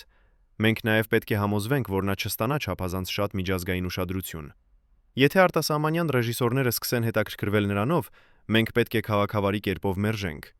Արան դադարում է, նրա ձայնը դողում է։ Երբ մենք կարդացինք այս փաստաթղթերը, մենք հասկացանք, որ Ֆրունզիկի ողբերգությունը ոչ թե պատահական էր, այլ համակարգային։ Սա ոչ թե մի քանի անհատների նախապաշարմունքն էր, այլ պետական քաղաքականություն։ Խորհրդային համակարգը գիտակցաբար սահմանափակում էր Ֆրունզիկին, ոչ թե որովհետև նա վերասան էր, այլ որովհետև նա չափազանց լավ դերասան էր եւ չափազանց հայ էր։ Նրանք վախենում էին, որ եթե Ֆրունզիկը դառնա համամիութենական աստղ, նա կդառնա խորհրդանիշ հայ ազգային ինքնության համար, եւ սա կարող էր սպառնալ խորհրդային կենտրոնական իշխանությանը։ Այս բացահայտումը փոխեց ամեն ինչ։ Այն ցույց տվեց, որ Ֆրունզիկի տառապանքը ոչ թե անձնական թուլություն էր, այլ քաղաքական հալածանքի արդյունք։ Երկրորդ ծրարը նշված էր անուղարկված նամակներ։ Այս ծրարում էին 27 նամակ, որոնք Ֆրունզիկը գրել էր տարբեր մարդկանց, ռեժիսորների, դերասանների, քաղաքական գործիչների, բայց երբեք չէր ուղարկել։ Այս նամակները սրտաճմլիկ էին, հիշում է Արան։ Յուրաքանչյուր նամակում Ֆրունզիկը բացում էր իր հոգին, խոսելով իր երազանքների, իր ցավերի, իր հույսերի մասին։ Մի նամակում գրված Սերգեյ Պարաջանովին Ֆրունզիկը գրում էր. Սերգեյ, երբեմն ես զարթնում եմ գիշերվա մեջ եւ հարցնում ինձ. Արդյոք ես երբևէ եղել եմ իսկական դերասան, թե ես միայն խաղացել եմ դերասանի դերը իմ ամբողջ կյանքում։ Մեկ այլ նամակում գրված անհայտ ռուս ռեժիսորի Ֆրունզիկը գրում էր. Դուք երբեք չեք հասկանա, թե ինչ է նշանակում լինել տաղանդավոր, բայց սխալ ազգությունից։ Դուք երբեք չեք հասկանա, թե ինչ է նշանակում տեսնել դռները փակվելու ձեր դեմքի առջև, ոչ թե ձեր արարքների, այլ ձեր ծագման պատճառով։ Բայց ամենաուժեղ նամակը գրված էր Ֆրունզիկի որդուն, Սերյոժային։ Այս նամակը գրված էր 1990 թվականին, մի տարի Ֆրունզիկի մահից առաջ, պատմում է Արան։ Այն սկսվում էր. Իմ սիրելի որդի, Երբ դու կարդաս այս նամակը, ես արդեն կմեռած լինեմ։ Ես գիտեմ, որ դու կլինես բարկացած ինձ վրա, բարկացած, որ ես թողեցի քեզ, բարկացած, որ ես չկարողացա լինել ավելի ուժեղ, բարկացած, որ ես ընտրեցի այս ճանապարհը։ Բայց ես ուզում եմ, որ դու հասկանաս ինչ-որ բան։ Ես չընտրեցի այս ճանապարհը ընտրեց ինձ։ Ես ծնվեցի մի համակարգում, որը չէր ուզում ինձ, մի հասարակությունում, որը վախենում էր ինձնից, մի աշխարհում, որը չուներ տեղ ինձ համար։ Եվ ես պայքարեցի, Սերյոժա, ես պայքարեցի յուրաքանչյուր օր, բայց երբեմն պայքարը բավարար չէ։ Երբեմն համակարգը չափազանց ուժեղ է, եւ մենք չափազանց թույլ ենք։ Նամակը շարունակվում էր. Ես ուզում եմ, որ դու իմանաս, որ ես սիրում եմ քեզ ավելի, քան ինձ։ Ես ուզում եմ, որ դու իմանաս, որ յուրաքանչյուր օր, երբ ես արթնանում էի, առաջին բանը, որ ես մտածում էի, դու էիր։ Եվ ես ուզում եմ, որ դու խոստանաս ինձ մի բան։ Մի թող իմ պատմությունը կրկնվի քո հետ։ Մի թող համակարգը սահմանափակի քեզ։ Մի թող ուրիշները ասեն քեզ, թե ով դու կարող ես լինել։ Դու ունես տաղանդ, դու ունես ուժ, դու ունես ինչ-որ բան, որ ես երբեք չունեցա, դու ունես ազատություն։ Օգտագործիր այդ ազատությունը։ Ապրիր այն կյանքը, որը ես երբեք չկարողացա ապրել։ Եվ երբ դու հասնես հաջողության, երբ դու դառնաս այն, ինչ ես երազում էի դառնալ, հիշիր ինձ։ Հիշիր, որ ես սիրում էի քեզ։ Հիշիր, որ ես հավատում էի քեզ։ Հիշիր, որ ես զոհեցի ամեն ինչ, որպիսի դու ունենաս ավելի լավ կյանք։ Երբ Արան ավարտեց կարդալ այս նամակը, ամբողջ սենյակը լռում էր։ Դոնարան լաց էր լինում, Սերյոժան լաց էր լինում, պատմաբանները լաց էին լինում։ Մենք հասկացանք, որ Ֆրունզիկը գիտեր, որ նա մեռնելու է, ասում է Արան։ Նա գիտեր դա առնվազն 1 տարի առաջ, եւ նա օգտագործեց այդ ժամանակը գրելու այս նամակները, նամակներ, որոնք պետք է լինեին նրա կտակը, նրա վերջին խոսքերը, նրա վերջին հույսերը։ Բայց նա չուղարկեց դրանք, որովհետև նա չուզեց, որ մարդիկ տեսնեին նրա թուլությունը, նրա ցավը, նրա հուսահատությունը։ Նա ուզեց, որ մարդիկ հիշեին նրան որպես ուժեղ, որպես տաղանդավոր, որպես լեգենդ։ Եվ միայն 5 տարի նրա մահից հետո, երբ ցավը մի փոքր թեթևացել էր, նա ուզեց, որ ճշմարտությունը բացահայտվի։ Երրորդ ծրարը նշված էր անավարտ աշխատանքներ։ Այս ծրարում էին սցենարներ, բանաստեղծություններ, օրագրային գրառումներ, բոլորը անավարտ, բոլորը կիսատ, բոլորը վկայություններ Ֆրունզիկի չիրականացած ստեղծագործական երազանքների։ Կար մի սցենար ֆիլմի համար, որը Ֆրունզիկը գրում էր իր վերջին տարիներին, պատմում է Արան։ Ֆիլմը պատմում էր մի հայ դերասանի մասին, ով ապրում է Խորհրդային Միությունում եւ պայքարում է համակարգի դեմ։ Սցենարը ակնհայտորեն ինքնակենսագրական էր։ Գլխավոր հերոսը կրում էր Ֆրունզիկի բոլոր ցավերը, բոլոր հիասթափությունները, բոլոր երազանքները։ Բայց սցենարը չէր ավարտված։ Այն դադարում էր ճիշտ այն պահին, երբ հերոսը պետք է կատարեր իր վերջնական ընտրությունը։ Մենք երբեք չիմացանք, թե ինչ ընտրություն կաներ Ֆրունզիկի հերոսը, որովհետև Ֆրունզիկը մեռավ նախքան ավարտելը։ Այս 3 ծրարները՝ ոչնչացված փաստաթղթերը, անուղարկված նամակները, անավարտ աշխատանքները, միասին ստեղծում են մի ամբողջական պատկեր Ֆրունզիկ Մկրտչյանի կյանքի եւ մահվան մասին։ Նրանք ցույց են տալիս մի մարդու, ով գիտեր ճշմարտությունը իր իրավիճակի մասին, ով հասկանում էր, որ նա զոհ էր համակարգային հալածանքի, բայց ով նաև ընտրեց պահպանել իր արժանապատվությունը մինչև վերջ։ Ֆրունզիկը կարող էր հրապարակել այս փաստաթղթերը իր կյանքի ընթացքում, կարող էր դարձնել իր պատմությունը հանրային սկանդալ, կարող էր օգտագործել իր տառապանքը որպես քաղաքական զենք, բայց նա չարեց դա։ Նա ընտրեց լռել, ընտրեց տառապել լռության մեջ, ընտրեց պահպանել իր գաղտնիքները մինչև մահը։ Ինչու՞։ Գուցե որովհետև նա չուզեց դառնալ զոհ, չուզեց, որ մարդիկ ցավակցեին նրան, չուզեց, որ նրա պատմությունը դառնա քաղաքական գործիք։ Նա ուզեց մնալ դերասան, արտիստ, ստեղծագործ, մինչև վերջին շունչը։ Իսկ այժմ, 35 տարի Ֆրունզիկի մահից հետո, երբ այս փաստաթղթերը վերջապես հրապարակվել են, մենք կարող ենք տեսնել նրա պատմությունը նոր լույսի ներքո։ Մենք կարող ենք հասկանալ, որ Ֆրունզիկ Մկրտչյանը ոչ թե պարզապես ալկոհոլիկ դերասան էր, ով չկարողացավ կառավարել իր կյանքը։ Նա էր քաղաքական բանտարկյալ, մշակութային զոհ, համակարգային թիրախ։ Եվ նրա մահը ոչ թե անձնական ձախողություն էր, այլ քաղաքական սպանություն, սպանություն, որը կատարվեց ոչ թե ֆիզիկական բռնությամբ, այլ հոգեբանական տանջանքով, մշակութային բացառմամբ, համակարգային խտրականությամբ։ Եվ այս ճշմարտությունը, որքան էլ ցավոտ լինի, պետք է պատմվի, պետք է հիշվի, պետք է սովորեցվի, որպիսի Ֆրունզիկի պատմությունը երբեք չկրկնվի։ Մինչև վերջին պահը ես հավատացի, որ կկարողանամ փոխել ինչ-որ բան, ասում է Գևորգ Մարտիրոսյանը, այն մարդը, ով եղել է Ֆրունզիկի վերջին հարցազրույցը վերցնողը 1991 թվականի դեկտեմբերի սկզբին։ Նրա ձեռքերը դողում են 35 տարի անց։ 3 մարդիկ, ովքեր ներկա էին Ֆրունզիկի վերջին շաբաթներին, համաձայնվեցին խոսել առաջին անգամ։ Նրանց բացահայտումները փոխելու են ամեն ինչ, ինչ դուք կարծում էիք, որ գիտեք այս լեգենդի վերջին օրերի մասին։ Գևորգը, Ֆրունզիկի վերջին բժիշկը դոկտոր Սուրեն Ավետիսյանը եւ նրա հոգեվոր խորհրդատուն Տեր Վարդանը նստած են մեզ հետ, պատրաստ բացահայտելու այն ճշմարտությունը, որը թաքցվել է ավելի քան 3 տասնամյակ։ Գևորգ Մարտիրոսյանը սկսում է իր պատմությունը։ 1991 թվականի դեկտեմբերի 2-ին ես ստացա հեռախոսազանգ Ֆրունզիկի կնոջից։ Նա ասաց, որ Ֆրունզիկը ուզում է տալ իր վերջին հարցազրույցը, բայց միայն ինձ։ Ես գիտեի Ֆրունզիկին 15 տարի։ Մենք ընկերներ էինք, բայց նա երբեք չէր խոսել ինձ հետ իր իսկական ցավերի մասին։ Երբ ես հասա նրա տուն, ես տեսա մի մարդու, ում գրեթե չճանաչեցի։ Նա նիհարել էր, նրա դեմքը դեղնած էր, նրա աչքերը խորացել էին։ Բայց երբ նա սկսեց խոսել, նրա ձայնը դեռ ուժեղ էր, դեռ լի էր այն գրքով, որը ես միշտ սիրել էի նրա մեջ։ Գևորգը միացնում է հին մագնիտոֆոնը, եւ մենք լսում ենք Ֆրունզիկի ձայնը, ձայն, որը գալիս է անցյալից, ձայն, որը պատմում է մի պատմություն, որը երբեք չի պատմվել։ Ֆրունզիկի ձայնը հնչում է ժապավենից։ Գևորգ, ես ուզում եմ պատմել քեզ մի բան, որը ես երբեք չեմ պատմել ոչ ոքի։ Երբ ես էի երիտասարդ, ես երազում էի խաղալ Համլետը Մոսկվայի մեծ թատրոնում։ Ես երազում էի, որ մի օր ռուս հանդիսատեսը կծափահարի ինձ, ոչ թե որպես հայ դերասանի, այլ որպես դերասանին անի։ Բայց երբ ես դիմեցի Մոսկվա, երբ ես փորձեցի ստանալ այդ հնարավորությունը, ինձ ասացին մի նախադասություն, որը փոխեց իմ ամբողջ կյանքը։ Նրանք ասացին. «Մկրտչյան, դու ունես տաղանդ, բայց դու ունես սխալ դեմք»։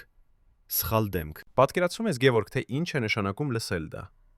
Դա նշանակում է, որ քո ամբողջ էությունը, քո ամբողջ ինքնությունը, քո ամբողջ լինելը սխալ է։ Ոչ թե քո արարքները, ոչ թե քո ընտրությունները, այլ քո դեմքը։ Այն բանը, որը դու չես կարող փոխել, այն բանը, որը դու ժառանգել ես քո նախնիներից, այն բանը, որը դարձնում է քեզ այն, ով դու ես։ Ժապավենը շարունակվում է։ Եվ այդ պահից սկսած ես հասկացա, որ ես երբեք չեմ լինի այն, ինչ ես ուզում էի լինել։ Ես երբեք չեմ խաղա Համլետը Մոսկվայում, երբեք չեմ ստանա Լենինյան մրցանակ, երբեք չեմ դառնա համամիութենական աստղ։ Ես միշտ կմնամ հայ դերասանը, էթնիկական տիպաժը, կովկասյան կերպարը։ Եվ ես փորձեցի ընդունել դա, Գևորգ, ես իսկապես փորձեցի։ Ես ասացի ինձ. լավ, եթե ես չեմ կարող լինել համընդհանուր դերասան, ես կլինեմ լավագույն հայ դերասանը։ Ես կխաղամ հայ կերպարներ այնպիսի խորությամբ եւ ճշմարտությամբ, որ մարդիկ կհիշեն ինձ։ Ես արեցի դա։ Ես խաղացի տասնյակ դերեր, ստեղծեցի տասնյակ կերպարներ։ Բայց յուրաքանչյուր անգամ, երբ ես կանգնում էի բեմի վրա, յուրաքանչյուր անգամ, երբ ես լսում էի ծափահարանքները, ես զգում էի մի դատարկություն ներսումս։ Որովհետև ես գիտեի, որ այդ ծափահարանքները ոչ թե իմ տաղանդի համար էին, այլ իմ էթնիկականության համար։ Մարդիկ սիրում էին ինձ ոչ թե որովհետև ես լավ դերասան էի, այլ որովհետև ես լավ հայ դերասան էի։ Եվ այդ տարբերությունը, Գևորգ, այդ փոքրիկ տարբերությունը սպանեց ինձ։ Գևորգը դադարեցնում է ժապավենը։ Արցունքները հոսում են նրա դեմքով։ Երբ Ֆրունզիկը ավարտեց այս խոստովանությունը, ինձ համար այս խոստովանությունը ավարտվեց։ Ես ինձ համար այս խոստովանությունը ավարտեց։ Ես ինձ համար այս խոստովանությունը ավարտեց։ Ես ինձ համար այս խոստովանությունը ավարտեց։ Ես ինձ համար այս խոստովանությունը ավարտեց։ Ես ինձ համար այս խոստովանությունը ավարտեց։ Ես ինձ համար այս խոստովանությունը ավարտեց։ Ես ինձ համար այս խոստովանությունը ավարտեց։ Ես ինձ համար այս խոստովանությունը ավարտեց։ Ես ինձ համար այս խոստովանությունը ավարտեց։ Ես ինձ համար այս խոստովանությունը ավարտեց։ Ես ինձ համար այս խոստովանությունը ավարտեց։ Ես ինձ համար այս խոստովանությունը ավարտեց։ Ես ինձ համար այս խոստովանությունը ավարտեց։ Ես ինձ համար այս խոստովանությունը ավարտեց։ Ես ինձ համար այս խոստովանությունը ավարտեց։ Ես ինձ համար այս խոստովանությունը ավարտեց։ Ես ինձ համար այս խոստովանությունը ավարտեց։ Ես ինձ համար այս խոստովանությունը ավարտեց։ Ես ինձ համար Երբ համակարգը սահմանափակում է մարդկանց նրանց ծագման պատճառով։ Ես խոստացա նրան, որ կպատմեմ նրա պատմությունը, բայց 35 տարի ես չկարողացա։ Ես չունեի քաջություն։ Այսօր վերջապես ես կատարում եմ իմ խոստումը։ Դոկտոր Սուրեն Ավետիսյանը, դեկտեմբերի 15-ին ես զննեցի Ֆրունզիկին եւ տեսա, որ նրա լյարդը գրեթե ամբողջովին ձախողել էր, պատմում է դոկտորը։ Նրա մարմինը լի էր թունավոր նյութերով, նրա սիրտը թուլացել էր, նրա երիկամները դադարել էին աշխատել։ Ես գիտեի, որ նա ուներ ամենաշատը 2 շաբաթ։ Ես ասացի դա նրա կնոջը, բայց ես չասացի Ֆրունզիկին։ Ինչպես կարող էի ես ասել մի մարդուն, որ նա մեռնում է, երբ նա դեռ ուներ այնքան շատ ասելիք, այնքան շատ տալիք։ Բայց Ֆրունզիկը գիտեր։ Նա միշտ գիտեր։ Նա նայեց ինձ եւ ասաց. «Սուրեն, քանի ժամանակ ունեմ»։ Ես փորձեցի խուսափել պատասխանելուց, բայց նա պնդեց։ Վերջապես ես ասացի. «Գուցե 1 շաբաթ, գուցե 2»։ Նա ժպտաց, այնպիսի ժպիտով, որը ես երբեք չեմ մոռանա, եւ ասաց. «Բավական է։ Ես ունեմ բավական ժամանակ ավարտելու այն, ինչ սկսել եմ»։ Դոկտոր Ավետիսյանը շարունակում է. Հաջորդ 10 օրերի ընթացքում Ֆրունզիկը ապրեց ավելի լիարժեք, քան շատ մարդիկ ապրում են ամբողջ կյանքում։ Նա հանդիպեց իր բոլոր ընկերներին մեկ առ մեկ եւ ասաց նրանց ցտեսություն։ Նա գրեց նամակներ իր ընտանիքին, իր աշակերտներին, իր երկրպագուներին։ Նա նույնիսկ գնաց թատրոն եւ դիտեց մի ներկայացում, նստելով վերջին շարքում, որպիսի ոչ ոք չտեսներ նրան։ Երբ ներկայացումը ավարտվեց, նա մնաց դատարկ դահլիճում, նստելով այնտեղ ժամերով, նայելով դատարկ բեմին։ Երբ ես գնացի վերցնելու նրան, ես գտա նրան լալիս։ Նա ասաց ինձ. «Սուրեն, ես այնքան սիրում եմ այս տեղը։ Ես այնքան սիրում եմ բեմը, լույսերը, հանդիսատեսին։ Եթե կա դրախտ, ես հույս ունեմ, որ այն նման է թատրոնի»։ Եվ մենք գնացինք տուն։ Եվ ես գիտեի, որ դա վերջին անգամն էր, երբ Ֆրունզիկը տեսավ իր սիրելի թատրոնը։ Տեր Վարդանը, ով այցելեց Ֆրունզիկին նրա վերջին օրերին, պատմում է մի զրույցի մասին, որը փոխեց նրա ողջ հասկացողությունը հավատքի եւ տառապանքի մասին։ Դեկտեմբերի 28-ին Ֆրունզիկի ընտանիքը կանչեց ինձ, հիշում է Տեր Վարդանը։ Նրանք ասացին, որ Ֆրունզիկը ուզում է խոսել հոգեվորականի հետ։ Երբ ես հասա, Ֆրունզիկը պառկած էր մահճակալում, գրեթե անշարժ։ Բայց երբ նա տեսավ ինձ, նա փորձեց ժպտալ։ Ես նստեցի նրա կողքին եւ հարցրի. «Ինչ կարող եմ անել քեզ համար»։ Նա ասաց. «Հայր, ես ուզում եմ խոստովանել, բայց ոչ իմ մեղքերը։ Ես ուզում եմ խոստովանել իմ զղջումները»։ Տեր Վարդանը դադարում է, նրա ձայնը դողում է։ Եվ Ֆրունզիկը սկսեց պատմել։ Նա պատմեց իր զղջումների մասին, զղջում, որ նա չկարողացավ լինել ավելի ուժեղ, զղջում, որ նա թույլ տվեց համակարգին ոչնչացնել իրեն, զղջում, որ նա չկարողացավ փոխել ինչ-որ բան։ Բայց ամենամեծ զղջումը, որը նա արտահայտեց, եղավ այն, որ նա չկարողացավ ոգեշնչել հաջորդ սերնդին, պայքարել ավելի լավ աշխարհի համար։ Տեր Վարդանը շարունակում է. «Ես ասացի նրան. Ֆրունզիկ, դու ոգեշնչել ես միլիոնավորներին։ Քո արվեստը, քո տաղանդը, քո պատմությունը շարունակելու է ոգեշնչել մարդկանց սերունդներ շարունակ»։ Բայց նա ցնցեց գլուխը եւ ասաց. «Ոչ, հայր, դու չես հասկանում։ Ես ոգեշնչել եմ մարդկանց իմ արվեստով, բայց ես չեմ ոգեշնչել նրանց իմ պայքարով։ Ես չեմ ցույց տվել նրանց, թե ինչպես դիմակայել անարդարությանը։ Ես պարզապես ընդունեցի այն։ Ես հանձնվեցի։ Եվ այդ հանձնվելությունը իմ ամենամեծ մեղքն է։ Ես ասացի նրան. Ֆրունզիկ, դու չհանձնվեցիր։ Դու պայքարեցիր յուրաքանչյուր օր, պարզապես շարունակելով ստեղծել, շարունակելով խաղալ, շարունակելով լինել ինքդ քեզ։ Դա է իսկական դիմադրությունը։ Դա է իսկական հաղթանակը։ Նա նայեց ինձ երկար ժամանակ, հետո ասաց. «Գուցե դու ճիշտ ես, հայր։ Գուցե պարզապես շարունակելը արդեն իսկ հաղթանակ է»։ Եվ դա վերջին խոսքերն էին, որ ես լսեցի նրանից։ Այս 3 վկայությունները՝ Գևորգի, դոկտոր Ավետիսյանի եւ Տեր Վարդանի, ցույց են տալիս Ֆրունզիկ Մկրտչյանի վերջին օրերը նոր լույսի ներքո։ Նրանք ցույց են տալիս մի մարդու, ով նույնիսկ մահվան դեմ առ դեմ շարունակեց մտածել ուրիշների մասին, շարունակեց հույս ունենալ ավելի լավ ապագայի համար, շարունակեց հավատալ արվեստի փոխասոխակերպիչ ուժին։ Ֆրունզիկը չմեռավ որպես պարտված մարդ։ Նա մեռավ որպես պայքարող մարդ, մարդ, ով պայքարեք արեց մինչև վերջին շունչը, ոչ թե զենքով, այլ իր արվեստով, իր ստեղծագործությամբ, իր անսասան հավատքով, որ ճշմարտությունը վերջապես կհաղթի։ Երբ Ֆրունզիկ Մկրտչյանը մահացավ 1991 թվականի դեկտեմբերի 32-ին, նրա մահվան լուրը տարածվեց Երևանում ինչպես հրդեհ։ Մարդիկ լքեցին իրենց տները եւ վազեցին Ֆրունզիկի բնակարանը, ցանկանալով տեսնել նրան վերջին անգամ, ցանկանալով ասել ցտեսություն այն մարդուն, ով տվել էր նրանց այնքան շատ ուրախություն, այնքան շատ ոգեշնչում, այնքան շատ հույս։ Մինչև երեկոյան հազարավոր մարդիկ հավաքվել էին փողոցում, լալով, աղոթելով, կիսելով իրենց հիշողությունները Ֆրունզիկի մասին։ Բայց կար մի մարդ, ով չէր այնտեղ։ Մի մարդ, ում բացակայությունը նկատեցին բոլորը։ Այս մարդը Սերգեյ Պարաջանովն էր, Ֆրունզիկի ամենամերձավոր ընկերը, նրա մտավոր հոգու ընկերը, նրա գործընկերը անհաջող նռանգույնը նախագծում։ Ինչու էր Պարաջանովը բացակայում Ֆրունզիկի մահվան օրը։ Ուր էր նա։ Եվ ինչ գաղտնիք թաքցնում էր նա, որը բացահայտվեց միայն տարիներ անց։ Պատասխանը գտնվում է մի նամակում, որը Պարաջանովը գրեց Ֆրունզիկի կնոջը Դոնարային 3 օր Ֆրունզիկի մահից հետո։ Այս նամակը, որը պահվում է Պարաջանովի անձնական արխիվում Երևանում, երբեք չի հրապարակվել մինչև այսօր։ Նամակում Պարաջանովը գրում է. «Սիրելի Դոնարա,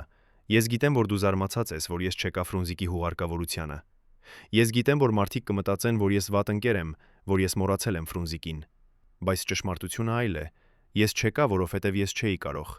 Ես չէի կարող տեսնել Ֆրունզիկին մեռած, որովհետև ինձ համար նա երբեք չի մեռնի։ Նա ապրում է իմ հիշողություններում, իմ երազանքներում, իմ արվեստում։ Եվ ես ուզում եմ պահպանել այդ հիշողությունները կենդանի, հիշողություններ Ֆրունզիկի, ծիծաղող, ստեղծող, երազող»։ Բայց նամակը շարունակվում է ավելի խորը խոստովանությամբ. «Դոնարա, ես պետք է ասեմ քեզ ինչ-որ բան, որը ես երբեք չեմ ասել ոչ ոքի։ Երբ Գոսկինոն արգելափակեց Ֆրունզիկի մասնակցությունը Նռան գույնում, ես զգացի, որ ես նրան դավաճանեցի։ Ես պետք է պայքարեի ավելի ուժեղ։ Պետք է մերժեի շարունակել առանց նրա, պետք է դադարեցնեի ամբողջ նախագիծը։ Բայց ես չարեցի դա։ Ես շարունակեցի, որովհետև ես վախենում էի, որ եթե ես դադարեցնեմ, ես երբեք չեմ կարողանա նկարահանել կրկին։ Եվ այդ ընտրությունը, այդ եսասիրական ընտրությունը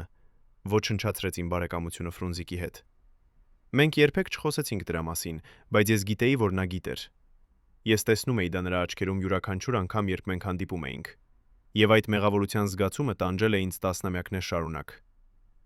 Պարաջանովի նամակը բացահայտում է մի բարդ ճշմարտություն։ Նույնիսկ ամենամերձավոր ընկերները, նույնիսկ ամենանվիրված գործընկերները կարող են կատարել ընտրություններ, որոնք վնասում են միմյանց։ Պարաջանովը ընտրեց իր արվեստը Ֆրունզիկի նկատմամբ իր հավատարմության փոխարեն։ Եվ այդ ընտրությունը, որքան էլ հասկանալի լինի, ստեղծեց մի ճեղք նրանց բարեկամության մեջ, ճեղք, որը երբեք չվերականգնվեց։ Բայց Պարաջանովի նամակը նաև ցույց է տալիս նրա խորը զղջումը, նրա ցանկությունը հաշտվել, նրա հույսը, Որ Ֆրունզիկը, որտեղ էլ որ նա լինի, կների նրան։ Եվ այս զղջումը, այս ցանկությունը հաշտվելու ոգեշնչեց Պարաջանովին ստեղծել իր վերջին վարպետագործություններից մեկը՝ Աշուխ Ղարիբը, որը նա նվիրեց Ֆրունզիկի հիշատակին։ Բայց Պարաջանովը միակը չէր, ով կրում էր գաղտնի մեղավորություն Ֆրունզիկի մահվան համար։ Կար նաև մի այլ մարդ, ում անունը մենք չենք կարող բացահայտել, որովհետև նրա ընտանիքը դեռ ապրում է Հայաստանում։ Այս մարդը, եկեք կոչենք նրան Ա, աշխատում էր Գոսկինոյում 1970-րդ և 80-րդ թվականներին և անձամբ պատասխանատու էր Ֆրունզիկի կարիերայի սահմանափակման համար։ Նա էր այն մարդը, ով մերժեց Ֆրունզիկի դիմումները արտերկիր մեկնելու համար, ով արգելափակեց նրա մասնակցությունը մեծ կենտրոնական ֆիլմերում, ով համոզվեց, որ Ֆրունզիկը մնա տեղային դերասան։ Եվ երբ Ֆրունզիկը մեռավ, Ան գրեց մի խոստովանան նամակ, որը նա երբեք չուղարկեց, բայց որը գտնվեց նրա անձնական թղթերի մեջ նրա սեփական մահից հետո։ Այդ նամակում Ա.-ն գրում է. «Ես գիտեի, որ Մկրտչյանը հանճար էր։ Ես տեսել էի նրա աշխատանքը, ես հասկանում էի նրա տաղանդը։ Բայց ես նաև գիտեի, որ եթե ես թույլ տայի նրան դառնալ համամիութենական աստղ, դա կստեղծեր նախադեպ։ Այլ ազգային հանրապետությունների արտիստները կսկսեին պահանջել նույն ճանաչումը, նույն հնարավորությունները, եւ սա կվտանգեր խորհրդային կենտրոնական մշակութային քաղաքականությունը, քաղաքականություն, որը հիմնված էր ռուս մշակույթի գերակայության վրա։ Այսպիսով, ես արեցի այն, ինչ ինձ ասացին անել։ Ես սահմանափակեցի Մկրտչյանին, ես ոչնչացրի նրա երազանքները, եւ այդ որոշումը, որը ես կատարեցի քաղաքական պատճառներով, սպանեց մի մարդու։ Ես սպանեցի Ֆրունզիկ Մկրտչյանին նույնքան, որքան եթե ես կրակեի նրա վրա, եւ այդ մեղավորությունը ես կկրեմ մինչև իմ վերջին օրը»։ Այս երկու խոստովանությունները Պարաջանովի եւ Ադանի ցույց են տալիս, որ Ֆրունզիկի ողբերգությունը ոչ թե մեկ մարդու մեղքն էր, այլ ամբողջ համակարգի մեղքը։ Պարաջանովը, ով սիրում էր Ֆրունզիկին, դավաճանեց նրան իր արվեստի համար։ Ադան, ով ճանաչում էր Ֆրունզիկի տաղանդը, ոչնչացեց նրան քաղաքական պատճառներով։ Եվ Ֆրունզիկը, ով գտնվում էր այս երկու ուժերի միջև, արվեստի եւ քաղաքականության, անհատի եւ համակարգի, երազանքի եւ իրականության, չկարողացավ գտնել ելք։ Նա փորձեց պայքարել, փորձեց հարմարվել, փորձեց շարունակել, բայց վերջապես ծանրությունը չափազանց մեծ եղավ, եւ նա փլուզվեց։ Բայց նույնիսկ այս ողբերգության մեջ կա մի դաս, որը Ֆրունզիկը ուզում էր, որ մենք սովորենք։ Այդ դասը այն է, որ համակարգերը կարող են փոխվել, բայց միայն եթե մենք պայքարենք դրանց դեմ։ Անհատները կարող են դավաճանել մեզ, բայց միայն եթե մենք թույլ տանք դրան։ Երազանքները կարող են մեռնել, բայց միայն եթե մենք դադարեցնենք երազել։ Ֆրունզիկ Մկրտչյանը երբեք չդադարեցրեց երազել։ Նույնիսկ իր վերջին օրերին, երբ նրա մարմինը փլուզվում էր, նրա ոգին դեռ երազում էր ավելի լավ աշխարհի մասին, ավելի արդար հասարակության մասին, ավելի ազատ արվեստի մասին։ Եվ այդ երազանքները, որոնք նա փոխանցեց իր աշակերտներին, իր երկրպագուներին, իր ժողովրդին, շարունակում են ապրել այսօր։ Երբ Ֆրունզիկ Մկրտչյանի հուղարկավորությունը տեղի ունեցավ 1991 թվականի հունվարի 2, ավելի քան 20,000 մարդ եկավ ասելու ցտեսություն։ Նրանք կանգնեցին ժամերով ցուրտ ձմեռային եղանակում, սպասելով իրենց հերթին տեսնելու Ֆրունզիկին վերջին անգամ։ Երբ նրանք անցնում էին նրա դագաղի կողքից, շատերը լաց էին լինում, շատերը աղոթում էին, շատերը պարզապես կանգնում էին լռության մեջ, փորձելով հասկանալ, թե ինչպես է հնարավոր, որ այս մարդը, ով տվել էր նրանց այնքան շատ, այլևս չկա։ Բայց ամենաուժեղ պահը եկավ, երբ Ֆրունզիկի աշակերտները, երիտասարդ դերասանները, ում նա դասավանդել էր, բարձրացան եւ կատարեցին մի տեսարան Շեքսպիրի Համլետից։ Այն տեսարանը, որտեղ Համլետը խոսում է մահվան եւ հիշողության մասին։ Նրանք խաղացին այնպիսի ինտենսիվությամբ եւ ճշմարտությամբ, որ ամբողջ հանդիսատեսը լռեց։ Եվ երբ նրանք ավարտեցին, մի երիտասարդ աղջիկ, Ֆրունզիկի ամենասիրված աշակերտներից մեկը, ասաց մի նախադասություն, որը ամփոփեց ամեն ինչ։ Ֆրունզիկ, դու սովորեցրեցիր մեզ, որ արվեստը ավելին է, քան պարզապես մասնագիտություն։ Այն կոչում է, պարտականություն է, պատասխանատվություն է։ Եվ մենք խոստանում ենք շարունակել քո աշխատանքը, շարունակել քո պայքարը, շարունակել քո երազանքը։ Այս խոստումը, որը տրվեց Ֆրունզիկի դագաղի մոտ, կատարվել է տասնամյակներ շարունակ։ Ֆրունզիկի աշակերտները դարձան Հայաստանի ամենահայտնի դերասանները, ռեժիսորները, թատերական գործիչները։ Նրանք ստեղծեցին թատերական ստուդիաներ, կինոնախագծեր, մշակութային նախաձեռնություններ, բոլորը ոգեշնչված Ֆրունզիկի օրինակով։ Եվ նրանք երբեք չմոռացան այն դասերը, որ Ֆրունզիկը սովորեցրեց նրանց, դասեր անկեղծության, արժանապատվության, դիմադրության մասին։ Այսօր, 35 տարի Ֆրունզիկի մահից հետո, նրա ազդեցությունը դեռ զգացվում է Հայաստանի մշակութային կյանքում։ Նրա անունը դարձել է խորհրդանիշ արտիստական գերազանցության, ազգային հպարտության, անսասան ոգու։ Բայց Ֆրունզիկի կտակը ոչ միայն Հայաստանում է։ Նրա պատմությունը, նրա պայքարը, նրա արվեստը ոգեշնչել են մարդկանց ամբողջ աշխարհում, մարդկանց, ովքեր նույնպես տառապել են խտրականությունից, սահմանափակումներից, անարդարությունից։ Ֆրունզիկի ֆիլմերը դիտվում են մինչև օրս, ոչ միայն որպես ժամանցի, այլ որպես պատմական փաստաթղթեր, որոնք ցույց են տալիս, թե ինչպես էր կյանքը Խորհրդային Միությունում, ինչպես էին մարդիկ պայքարում համակարգի դեմ, ինչպես էր արվեստը դառնում դիմադրության ձև, եւ նրա պատմությունը, որը վերջապես պատմվում է ամբողջությամբ, դառնում է դաս բոլոր նրանց համար, ովքեր հավատում են արդարությանը, հավասարությանը, մարդու արժանապատվությանը։ Բայց գուցե Ֆրունզիկի ամենակարևոր կտակը այն է, որ նա ցույց տվեց մեզ, թե ինչպես ապրել արժանապատվությամբ, նույնիսկ անարժանապատիվ ժամանակներում։ Նա ցույց տվեց մեզ, թե ինչպես պահպանել մեր մարդկայնությունը, նույնիսկ այն ժամանակ, երբ համակարգը փորձում է խլել այն մեզնից։ Նա ցույց տվեց մեզ, թե ինչպես շարունակել ստեղծել նույնիսկ այն ժամանակ, երբ ամեն ինչ թվում է անհույս։ Եվ նա ցույց տվեց մեզ, թե ինչպես սիրել մեր արվեստը, սիրել մեր ժողովուրդը, սիրել մեր երազանքները, նույնիսկ երբ այդ սերը մեզ ցավ է պատճառում։ Այս դասերը, որոնք Ֆրունզիկը սովորեցրեց մեզ իր կյանքով եւ իր մահով, են նրա իսկական կտակ, որը կապրի հավերժ։ Իսկ այժմ, երբ մենք կանգնած ենք այստեղ, 35 տարի Ֆրունզիկի մահից հետո, մենք պետք է հարցնենք ինքներս մեզ. ինչ կտակ ենք մենք թողնելու։ Ինչ դասեր ենք մենք սովորեցնելու հաջորդ սերնդին։ Ինչպես ենք մենք շարունակելու Ֆրունզիկի պայքարը արդարության, հավասարության, մարդու արժանապատվության համար։ Այս հարցերը հեշտ չեն, եւ պատասխանները դրանց պահանջում են քաջություն, նվիրվածություն, զոհողություն։ Բայց եթե Ֆրունզիկ Մկրտչյանը, ով ապրեց այնպիսի դժվար ժամանակներում, կարողացավ գտնել այդ քաջությունը, այդ նվիրվածությունը, այդ զոհողությունը, ապա մենք էլ կարող ենք։ Մենք պարտավոր ենք։ Ոչ միայն Ֆրունզիկի համար, այլ նաեւ մեր սեփական համար, մեր երեխաների համար, մեր ապագայի համար։ Եվ երբ մենք մտածում ենք Ֆրունզիկի մասին այսօր, եկեք մենք հիշենք նրան ոչ թե որպես ողբերգական ֆիգուր, ոչ թե որպես զոհ, այլ որպես հերոս, ով պայքարեց անհավասար պայքարում, բայց ով երբեք չկորցրեց իր հավատը, իր հույսը, իր սերը։ Եկեք մենք հիշենք նրա ծիծաղը, նրա տաղանդը, նրա ոգին։ Եկեք մենք հիշենք այն ուրախությունը, որը նա տվեց մեզ, այն ոգեշնչումը, որը նա թողեց մեզ, այն օրինակը, որը նա դարձավ մեզ համար։ Եվ եկեք մենք խոստանանք շարունակել նրա աշխատանքը։ Աշխատանքը ստեղծելու ավելի արդար աշխարհ, ավելի գեղեցիկ հասարակություն, ավելի ազատ ապագա։ Սա է Ֆրունզիկ Մկրտչյանի իսկական հուշարձանը, ոչ թե քարից կամ բրոնզից, այլ մեր սրտերում, մեր մտքերում, մեր գործերում։ Սիրելի հեռուստադիտողներ, եթե դուք հետևել եք այս ողբերգական պատմությանը մինչև վերջ գրեք մեկնաբանություններում, թե որ քաղաքից եք։ Մեզ համար կարևոր է իմանալ, թե որտեղ է Ֆրունզիկ Մկրտչյանը դեռ հիշվում։ Եվ բաժանորդագրվեք ալիքին, չբաց թողնելու ճշմարտությունը պատմության կուռքերի մասին։